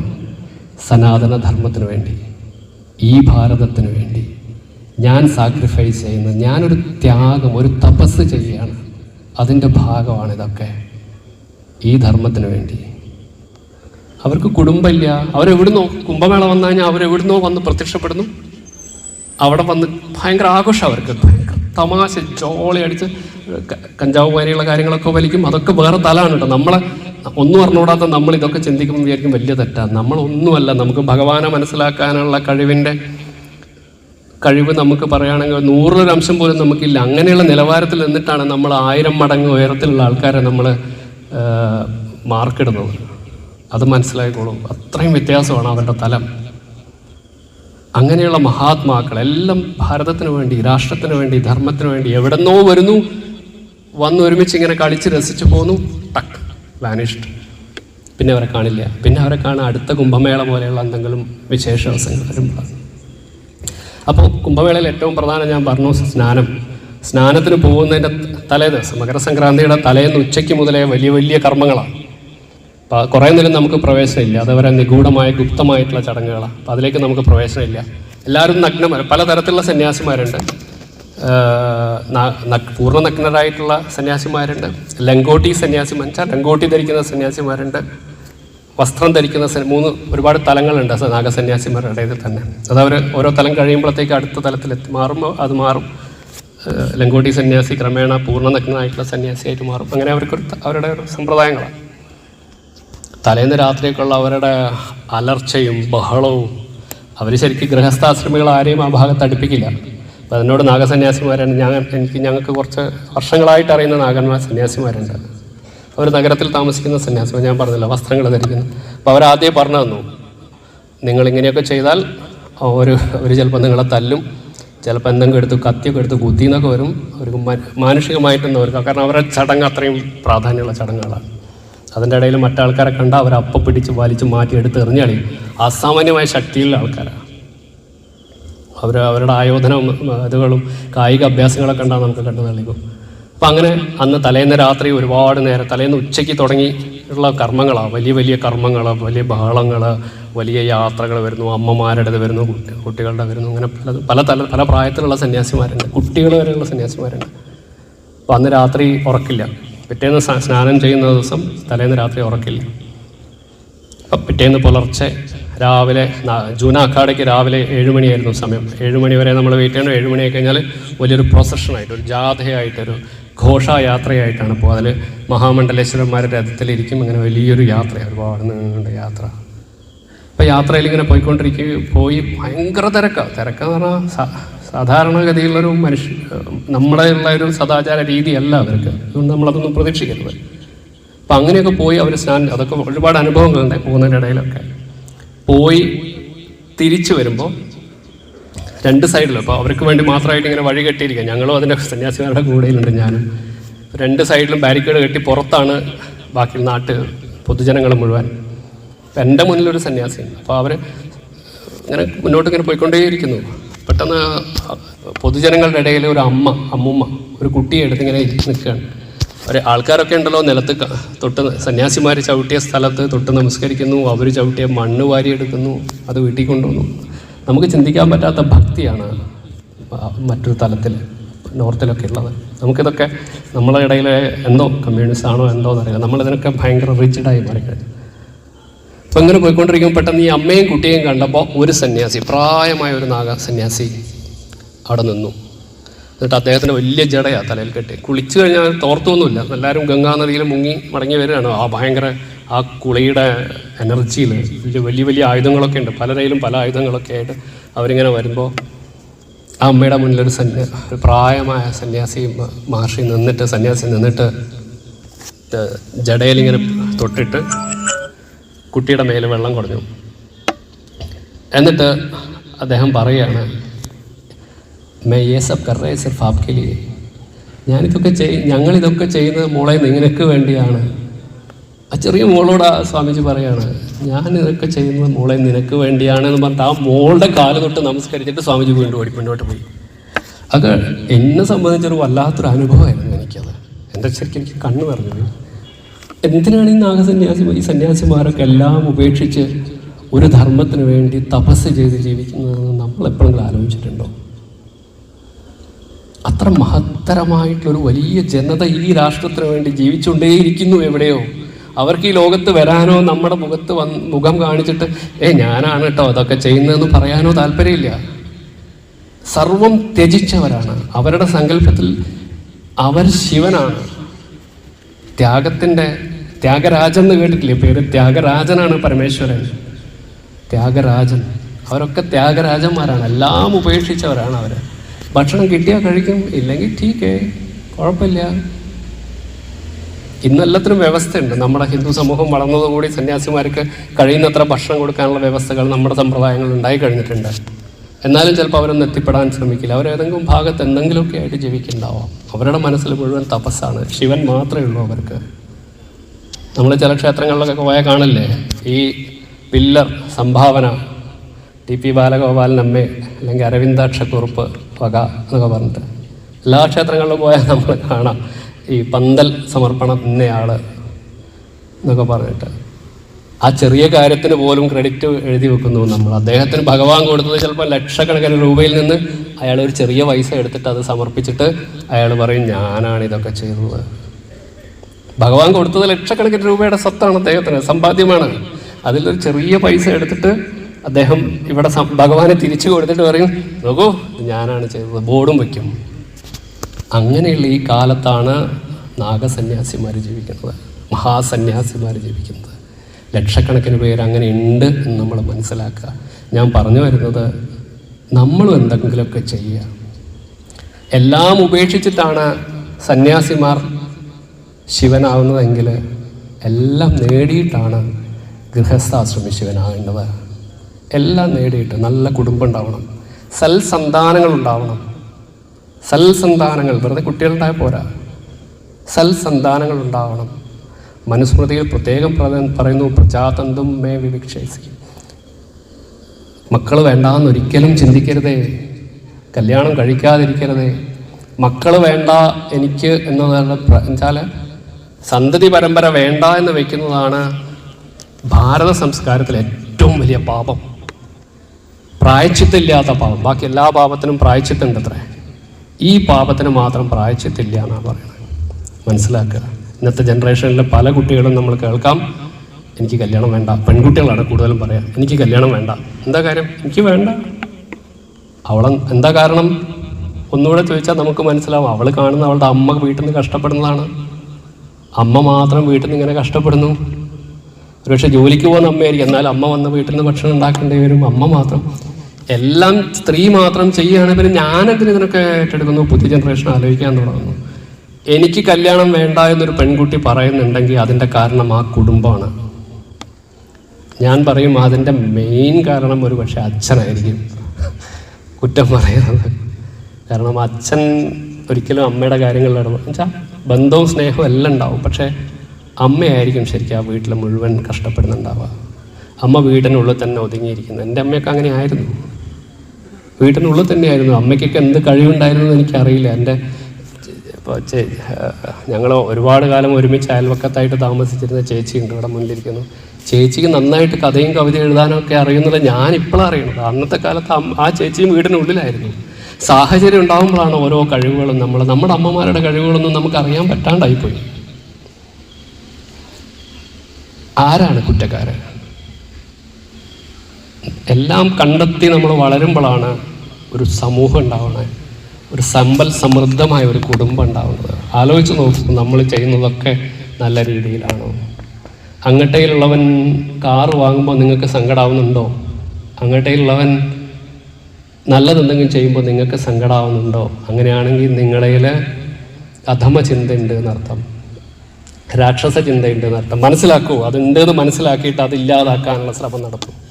ഇതൊക്കെ മനുഷ്യന് സ്വാഭാവികമായിട്ടുള്ളതാണ്, അസൂയ, കുശുമ്പതൊക്കെ.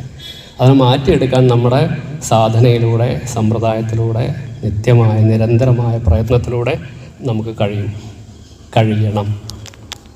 എന്നാലേ ഹിന്ദു സംസ്കാരം നിലനിൽക്കുകയുള്ളൂ. ഏറ്റവും മാതൃകാപരമായ കുടുംബമായിരിക്കണം നമ്മുടേത്. ആരോടും പറയേണ്ട, ആരോടെയും കാണിക്കുകയൊന്നും വേണ്ട. പാർവതിയാണ് എൻ്റെ ഭാര്യ എന്ന് നമുക്ക് സങ്കല്പിക്കാൻ കഴിയണം. സുഗതകുമാരി പറഞ്ഞൊരു കാര്യം കൂടി പറയാം. എല്ലാവർക്കും സീതയെ പോലെയുള്ള ഭാര്യയെ കിട്ടാനാണ് ആഗ്രഹം. എല്ലാ പുരുഷന്മാരും ആഗ്രഹിക്കുന്ന സീതയെ പോലെയുള്ളൊരു ഭാര്യയെ കിട്ടാനാണ്. എന്നാൽ ആരും ശ്രീരാമനാവാൻ തയ്യാറാവുന്നില്ല എന്ന് സുഗതകുമാരി പറയും. എല്ലാവരുടെയും കാര്യം ഇങ്ങനെ തന്നെയാണ്. നമ്മളെല്ലാവരും change has to come from within. ഈ ശിവരാത്രി മഹോത്സവത്തിൽ ഞാൻ നേരത്തെ പറഞ്ഞതുപോലെ കഴിയുന്നത്ര സമ്പാദ്യം ഉണ്ടാവുക, കഴിയുന്നത്ര സമൃദ്ധി ഉണ്ടാവുക, കഴിയുന്നത്ര സന്തോഷം ഉണ്ടാവുക. വീട്ടിൽ ശിവനായിത്തീരുക, ശിവസങ്കല്പമാവട്ടെ, അർദ്ധനാരീശ്വരനാവട്ടെ നമ്മുടെ വീട്ടിൽ. ഞാനും എൻ്റെ ഭാര്യയും ചേർന്ന് നിൽക്കുമ്പോഴാണ് എൻ്റെ കുടുംബം സന്തോഷമാവുന്നത്. ഭാര്യയോട് നല്ലൊരു വാക്ക് പോലും പറയാത്ത ആൾക്കാരെ എനിക്കറിയാം. നമ്മളൊക്കെ ഫ്രണ്ട്സിൻ്റെ ചിലയിടത്ത് കഴിക്കുമ്പോൾ കോള് വരുമ്പോൾ നമുക്കറിയാം ധാരയോടെ സംസാരിക്കണമെന്ന്. ഭാര്യേൻ്റെ ഫോളൊക്കെ എന്താ ആ ടോണൊക്കെ എനിക്കറിയാം ഭാര്യയോടെ സംസാരിക്കുന്നത്. എന്തിനാണ്? ചിലപ്പോൾ വളരെ ഇഷ്ടമുള്ള ബന്ധം ഉണ്ടാവും, ഒരു തമ്മിൽ നല്ല ഫ്രണ്ട്സ് ആയിരിക്കും. ജനറലി ഞാൻ പറയാം, നമ്മളെപ്പോഴും സ്നേഹത്തോടെ, നേരത്തെ പറഞ്ഞ പോലെ നമ്മളൊരു യാത്രയിലേക്ക് പോയിക്കൊണ്ടിരിക്കുകയാണ്. ഒരു യാത്രയാണ്. അമ്മയുടെ യോനിയിൽ നിന്നും വന്ന് മറ്റെങ്ങോട്ടോ പോയിക്കൊണ്ടിരിക്കുന്നൊരു യാത്രയാണ്. ഈ യാത്രയിൽ നമ്മുടെ കൂടെ നടക്കാൻ വന്ന ആളാണ് എൻ്റെ ഭാര്യ അല്ലെങ്കിൽ എൻ്റെ ഭർത്താവ്. മറ്റെല്ലാം ഉപേക്ഷിച്ച് എൻ്റെ കൂടെ വന്നവളാണ് അവൾ. അവളെ പാർവതിയായിട്ട് കാണാൻ പറ്റിയില്ലെങ്കിൽ പിന്നെ നീ ഏത് അമ്പലത്തിൽ പോയിട്ടാ പാർവതീനെ കാണുക? ഏത് അമ്പലത്തിൽ പോയിട്ടാ നിനക്ക് ഈശ്വരാനുഗ്രഹം ഉണ്ടാവുക? ഏറ്റവും അടിസ്ഥാനമായിട്ടുള്ള ഹിന്ദു സങ്കല്പം ഇതാണ്, അർദ്ധനാരീശ്വര സങ്കല്പം. ശിവശക്തിയുക്തോ യതിഭവത് ശക്തി പ്രവചിതം. കേട്ടിട്ടില്ലേ സൗന്ദര്യലഹരി? അമ്മമാരോട് എനിക്കൊരു അപേക്ഷയുണ്ട്, പറ്റുമെങ്കിൽ സൗന്ദര്യലഹരി പഠിക്കാനുള്ളൊരു ശ്രമം നടത്തും. വളരെ കുറച്ച് വിഷമാണ്, പക്ഷെ വളരെ മനോഹരമാണ്. പഠിച്ചു കഴിഞ്ഞാൽ നമ്മുടെ ആത്മവിശ്വാസം വല്ലാതെ കൂടും. എന്നും ചെയ്യുന്ന കാര്യങ്ങളിൽ നിന്നും ഓരോ പടി ഉയർന്നു വരാനുള്ള ശ്രമം നടത്തുക. അധ്യാപനം ബ്രഹ്മയജ്ഞം ഞാൻ പറഞ്ഞു. അധ്യാപനം ചെയ്യണമെങ്കിൽ എനിക്കറിവ് വേണം. ആഴ്ചയിലൊരു ദിവസമെങ്കിലും എന്തെങ്കിലും ഒരു ശ്ലോകം പഠിക്കുക, ആഴ്ചയിലൊരു ദിവസമെങ്കിലും എന്തെങ്കിലും ഒരു കഥ പറയുക, കഥ പഠിക്കുക. എൻ്റെ മക്കൾക്ക് അല്ലെ എൻ്റെ കൊച്ചുമക്കൾക്ക് ഇതൊന്നുമില്ലെങ്കിൽ എൻ്റെ ഭർത്താവിനോട് അല്ല എൻ്റെ ഭാര്യയോട്, ഇല്ലെങ്കിൽ 4 കുട്ടികളെ കൂട്ടി എടുത്തിട്ട് കഥ പറഞ്ഞു കൊടുക്കുക. മോനെ, ഇതൊക്കെയാണ് സനാതന ധർമ്മം. ഇവിടെ പ്രാക്ടിക്കലായിട്ട് ഓരോന്ന് കാണുന്നു. കുംഭമേളകൾ പോലെയുള്ളത് സനാതന ധർമ്മത്തിൻ്റെ ശരിയായ എക്സിബിഷനാണ്. കഴിയുന്നത്ര നമ്മൾ പങ്കെടുക്കുക, കഴിയുന്നത്ര നമ്മൾ യാത്ര ചെയ്യുക. വിദേശ യാത്രകളൊക്കെ നല്ലതാണ്, പക്ഷേ ഭാരതത്തിൻ്റെ അത്ര വ്യത്യസ്തമായിട്ടുള്ളൊരു സംസ്കാരം കാണാൻ നമുക്ക് മറ്റൊരു ലോകത്തും കാണില്ല. കാശി പോലെയുള്ള സ്ഥലങ്ങളിൽ, കേദാർനാഥ് പോലെയുള്ള ക്ഷേത്രങ്ങളിൽ എന്തൊരു മനോഹരമാണെന്നറിയോ? നമ്മൾ പോയി കഴിയുമ്പോൾ നമുക്കത് പറഞ്ഞറിയിക്കാനാവാത്ത ആനന്ദമാണ്. ഉത്തരാഖണ്ഡിൽ ഒരു ചെറിയ സമയം കഴിഞ്ഞു തോന്നുന്നു, ക്ഷമിക്കണം. ഉത്തരാഖണ്ഡിൽ ഒരു ക്ഷേത്രമുണ്ട്, ധാരി ദേവി ക്ഷേത്രം. ഉത്തരാഖണ്ഡിൻ്റെ കുലദേവതയാണ്, ആ സ്ഥലത്തിൻ്റെ ദേവതയാണ് എന്നാണ് സങ്കല്പം ധാരി ദേവി. അളകനന്ദ, ഗംഗാനദിയുടെ കൈവഴിയായ അളകനന്ദ നദിയിലാണ് ആ ക്ഷേത്രം ഇരിക്കുന്നത്. അതിശക്തമായ ഉഗ്രസ്വരൂപിയായ അമ്മയാണ് ധാരി ദേവി. അപ്പോൾ 2013 അവരവരുടെ ഒരു വൈദ്യുതി ഇതുണ്ടാക്കാൻ വേണ്ടി, വൈദ്യുതി നിലയുണ്ടാക്കാൻ വേണ്ടി ഒരു ഡാം ഉണ്ടാക്കാൻ വേണ്ടി തീരുമാനിച്ചു. ഡാം ഉണ്ടാക്കുമ്പോൾ ആ ക്ഷേത്രം അവിടെ പ്രശ്നമാണ്. അപ്പോൾ അവർ അന്നത്തെ സർക്കാരുകളിന് ഭക്തിയും ഇതൊന്നും അത്ര ഇല്ലാത്ത ആൾക്കാരാണ്. അവർ ആ ക്ഷേത്രം പുനഃസ്ഥാപിക്കാൻ തീരുമാനിച്ചു അവിടുന്ന് വേറൊരു സ്ഥലത്തേക്ക്. അപ്പം തന്നെ നാട്ടുകാർ പറഞ്ഞു, അമ്മയെ തുടരുത്, അതിശക്തിയാണ്. 100-300 വർഷം മുമ്പ് ഇങ്ങനെ ഒരു രാജാവ് ശ്രമിച്ചതിൻ്റെ അനുഭവം ഉള്ളതായിട്ട് കേട്ടിട്ടുണ്ട്, തുടരുത് എന്ന് പറഞ്ഞു. പക്ഷെ അതൊന്നും ഗവൺമെൻറ് സെക്ഷനല്ലേ, അവരത് കേൾക്കാതെ അന്ന് അവിടുന്ന് ആ മൂർത്തിയെ എടുത്തു മാറ്റി 700 മീറ്റർ മാറിയിട്ടുള്ള മറ്റൊരു സ്ഥലത്ത്, കോൺക്രീറ്റ് കൊണ്ട് ഉണ്ടാക്കിയ ഒരു സ്ഥലത്ത് പ്രതിഷ്ഠിക്കാൻ ശ്രമിച്ചു. ആ ശിവലിംഗത്തിലാണ് അമ്മയുടെ സ്വരൂപം. ആ ശിവലിംഗം, ആ ലിംഗം എടുക്കുമ്പോൾ തന്നെ ശക്തമായ ഇടിമിന്നലുണ്ടായിത്രേ അവിടെ, ശക്തമായ ഇടിമിന്നലുണ്ടായി. ആരും ശ്രദ്ധിച്ചില്ല, കൊണ്ടുപോയി. അന്ന് രാത്രിയാണ് കേദാർനാഥിൽ ഭയങ്കരമായ പ്രളയം ഉണ്ടായത്. ഓർമ്മയുണ്ടോ? കേദാർനാഥിലൊരു വലിയ പ്രളയം ഉണ്ടായി. നമ്മുടെ നാട്ടിൽ നിന്നൊക്കെ ഒരുപാട് പേര് പോയി കുടുങ്ങിയ അനുഭവങ്ങൾ ഉണ്ടായിരുന്നു. കേദാർനാഥിലെ പ്രളയം ഉണ്ടായെന്ന് പറഞ്ഞാൽ ആ പ്രദേശത്തെ മുഴുവൻ തകർത്ത് കളഞ്ഞു നദി. പക്ഷെ അന്നപ്പോൾ ഏതോ മലയുടെ ഏതോ ഭാഗത്തുനിന്ന് വലിയൊരു കൂറ്റൻ പാറ ഒഴുകി വന്നിട്ട് കേദാർനാഥ് ഭഗവാൻ ക്ഷേത്രത്തിൻ്റെ തൊട്ട ബാക്കിൽ അവിടെ നിന്നു. വലിയൊരു ശില, ഭീംശില എന്നാണ് ഇപ്പോൾ ആൾക്കാരെ സന്യാസിമാരൊക്കെ അതിനെ വിളിക്കുക. ആ ശില അവിടെ വന്ന് നിന്നു. അപ്പോൾ എന്ത് ചെയ്യുന്നത് വെച്ചാൽ മേലേന്ന് ഹിമാലയത്തിൽ നിന്ന് ഒഴുകി വരുന്ന വെള്ളമല്ലേ, വെള്ളം ഇങ്ങനെ 2 ഭാഗത്തോട്ടും വഴിമാറി ഒഴുകി. എന്നിട്ട് ആ കേദാർനാഥനെ അവിടെ സംരക്ഷിക്കപ്പെട്ടു. ആ ക്ഷേത്രത്തിനും ആ ക്ഷേത്രത്തിലെ ശിവലിംഗത്തിനും ഒന്നും പറ്റിയില്ല. ഒന്ന് ആലോചിച്ച് നോക്കൂ, നമുക്കിത് നിമിത്താണെന്നൊക്കെ പറയാം, പക്ഷെ എല്ലാത്തിലും ഭക്തി ഒന്ന് കണ്ടു നോക്കൂ. എന്തൊരു ആനന്ദമാണ് ഇതിലൊക്കെ ഭക്തി കാണുന്നതിൽ എന്താ കുഴപ്പം? നമ്മൾ ചെയ്യുന്നതിലൊക്കെ ഭക്തി കാണുന്നതിലൊരു കുഴപ്പമില്ല. ഞാൻ എൻ്റെ വീട്ടിൽ എൻ്റെ ഭാര്യയ്ക്ക് അല്ലെങ്കിൽ എൻ്റെ ഭർത്താവിന് ഞാൻ എന്തെങ്കിലും ഒരു കാര്യം ചെയ്യുന്നു, അത് ഭക്തിയോടെ സ്നേഹത്തോടെ ചെയ്യുമ്പോൾ എന്തൊരു രസമുണ്ട് അതിന്. ഇതാണ് ഭക്തി. നമ്മൾ ചെയ്യുന്ന കർമ്മങ്ങളിലൊക്കെ ഒരു സമർപ്പണം ഉണ്ടാവുക, സന്തോഷം ഉണ്ടാവുക. ഞാൻ എൻ്റെ വീട്ടിൽ അമ്മമാരെ വീട്ടിൽ ഭക്ഷണം ഉണ്ടാക്കുമ്പോൾ മനസ്സിലാലോചിക്കണം, ഭഗവാനെ ഇതെൻ്റെ മക്കൾക്ക് വേണ്ടി കൊടുക്കാൻ വേണ്ടിയാണ്, എന്ത് സ്വാദായിരിക്കണം ഇതിന്, ഇതൊരു മരുന്നായി മാറട്ടെ എന്ന് സങ്കല്പിച്ച് കൊടുക്കൂ, മക്കൾക്ക് രോഗം വരില്ല എന്നാണ് പറയുന്നത്. അങ്ങനെ എല്ലാം സമർപ്പണം, എല്ലാം നല്ലതും നമ്മൾ ചെയ്യുന്ന നല്ലതും ചീത്തതും ഒക്കെ ഭഗവാന് സമർപ്പിക്കുക.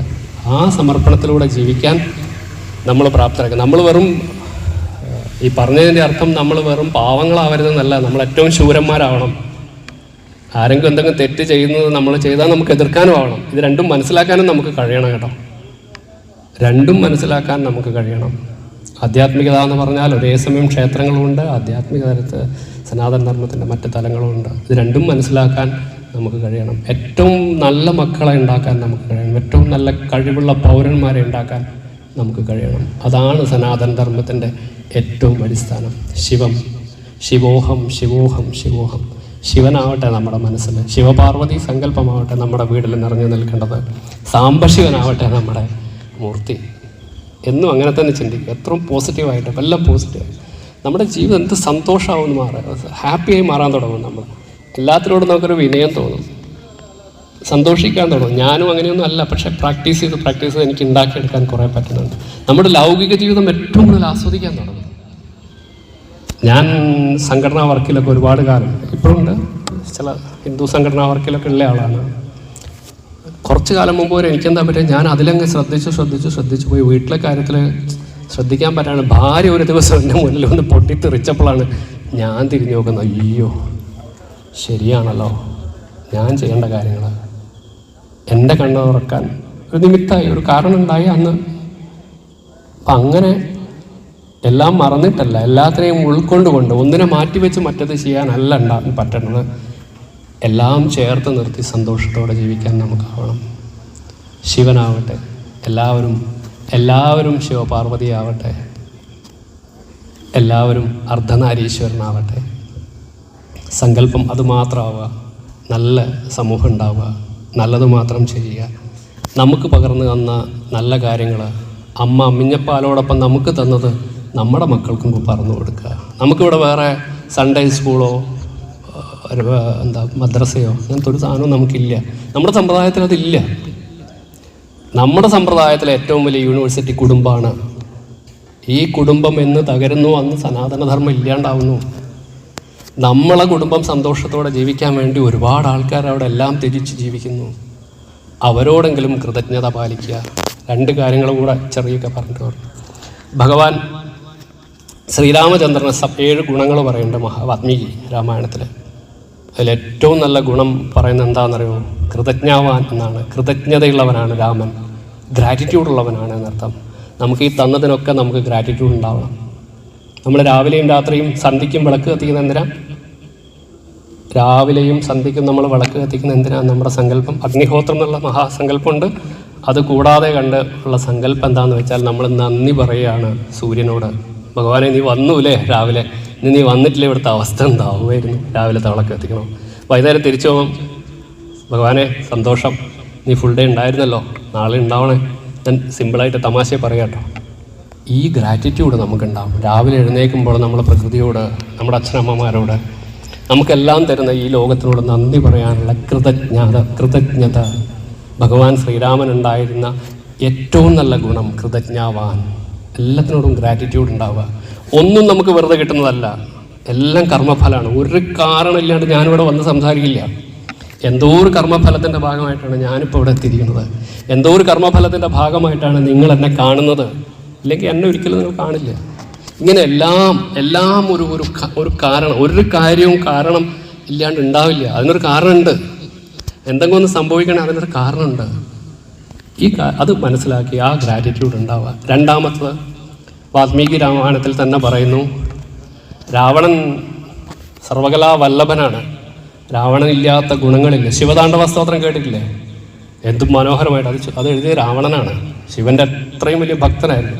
പക്ഷെ രാവണൻ്റെ ഏറ്റവും മോശം, രാവണൻ എന്ന് പറഞ്ഞാൽ ആയിരക്കണക്കിന് സ്ത്രീകളെ വീട്ടിൽ അടിമകളാക്കി കൊണ്ട് നടക്കുന്നവൻ. അങ്ങനെ ഒരുപാട് ഏറ്റവും മോശമായിട്ടുള്ള ഒരുപാട് കാര്യങ്ങൾ രാവണനുണ്ട്.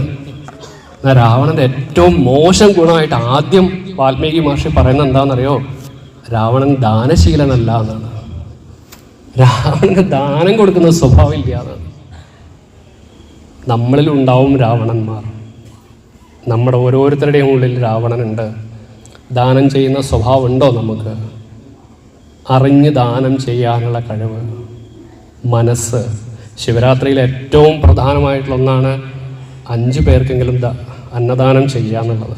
5 പേർക്കെങ്കിലും അന്നദാനം ചെയ്യുക എന്നുള്ളത്. ദാനം എന്നുള്ളത് ഭാരത സംസ്കാരത്തിൻ്റെ അടിത്തറയാണ്. ദാനം ചെയ്യുക.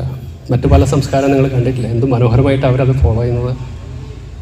അതുപോലെ നമ്മുടെ സംസ്കാരത്തിൽ എങ്ങനെയാണെന്ന് വെച്ച് കഴിഞ്ഞാൽ സമരസതയാണ്. എനിക്ക് വേണ്ടത് ഞാൻ ഉപയോഗിക്കുക, അല്ലാത്തത് കൊടുക്കാൻ പറ്റുന്ന അത്രയും കൊടുക്കുക, കഴിയുന്നത്ര അന്യർക്കും കൊടുക്കുക, ആർക്കെങ്കിലും കൊടുക്കുക, പ്രകൃതിക്ക് കൊടുക്കുക, പ്രകൃതിയെ സംരക്ഷിക്കുക.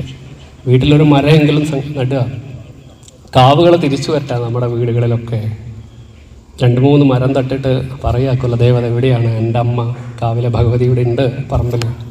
ഞാനൊരു വിളക്ക് എൻ്റെ വീട്ടിൽ കുലദേവതയ്ക്ക് മാത്രമായിട്ടൊരു വിളക്ക് ദിവസവും കത്തിക്കുക.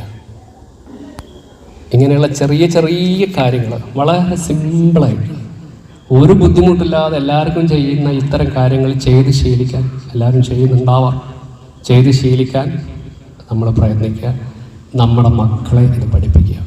ഇത് മാത്രമായിരിക്കണം ഈ ശിവരാത്രിയിലെ നമ്മുടെ സങ്കല്പം. എല്ലാവർക്കും ഭഗവാൻ പരമേശ്വരൻ്റെയും അമ്മ പാർവതീ ദേവിയുടെയും അനുഗ്രഹം എന്നുണ്ടാവട്ടെ, എന്നുണ്ടാവും എന്ന് പ്രാർത്ഥിച്ചുകൊണ്ട് നിർത്തുന്നു. നമുക്കൊരു 3-4 പ്രാവശ്യം നമഃശിവായ ചൊല്ലാം. തയ്യാറാണല്ലോ? നാളെ തുടങ്ങുകയാണല്ലേ ശിവരാത്രി. എല്ലാവരും ഒന്ന് നേർത്തിരിക്കുക. ഞാൻ പറയുന്ന മാതിരി ചെയ്യുക. തലയിൽ കൈവയ്ക്കുക. വാമദേവ ഋഷി പറഞ്ഞോളൂ, മനസ്സിൽ പറഞ്ഞോളൂ, വെച്ചത് പറഞ്ഞു. വാമദേവ ഋഷി. മൂക്കിൻ്റെ താഴെ കൈവയ്ക്കുക. പങ്ക്തിച്ചന്ത സദാശിവരുദ്രോ ദേവത ചൊല്ല. ഓം നമഃശിവായ, ഓം നമഃശിവായ, ഓം നമഃശിവായ, ഓം നമഃശിവായ, ഓം നമഃശിവായ, ഓം നമഃശിവായ, ഓം നമഃശിവായ, ഓം നമഃശിവായ, ഓം നമഃശിവായ, ഓം നമഃശിവായ, ഓം നമഃശിവായ, ഓം നമഃശിവായ. മനസ്സിൽ ശിവപാർവതി ദേവിയെ സങ്കല്പിക്കുക.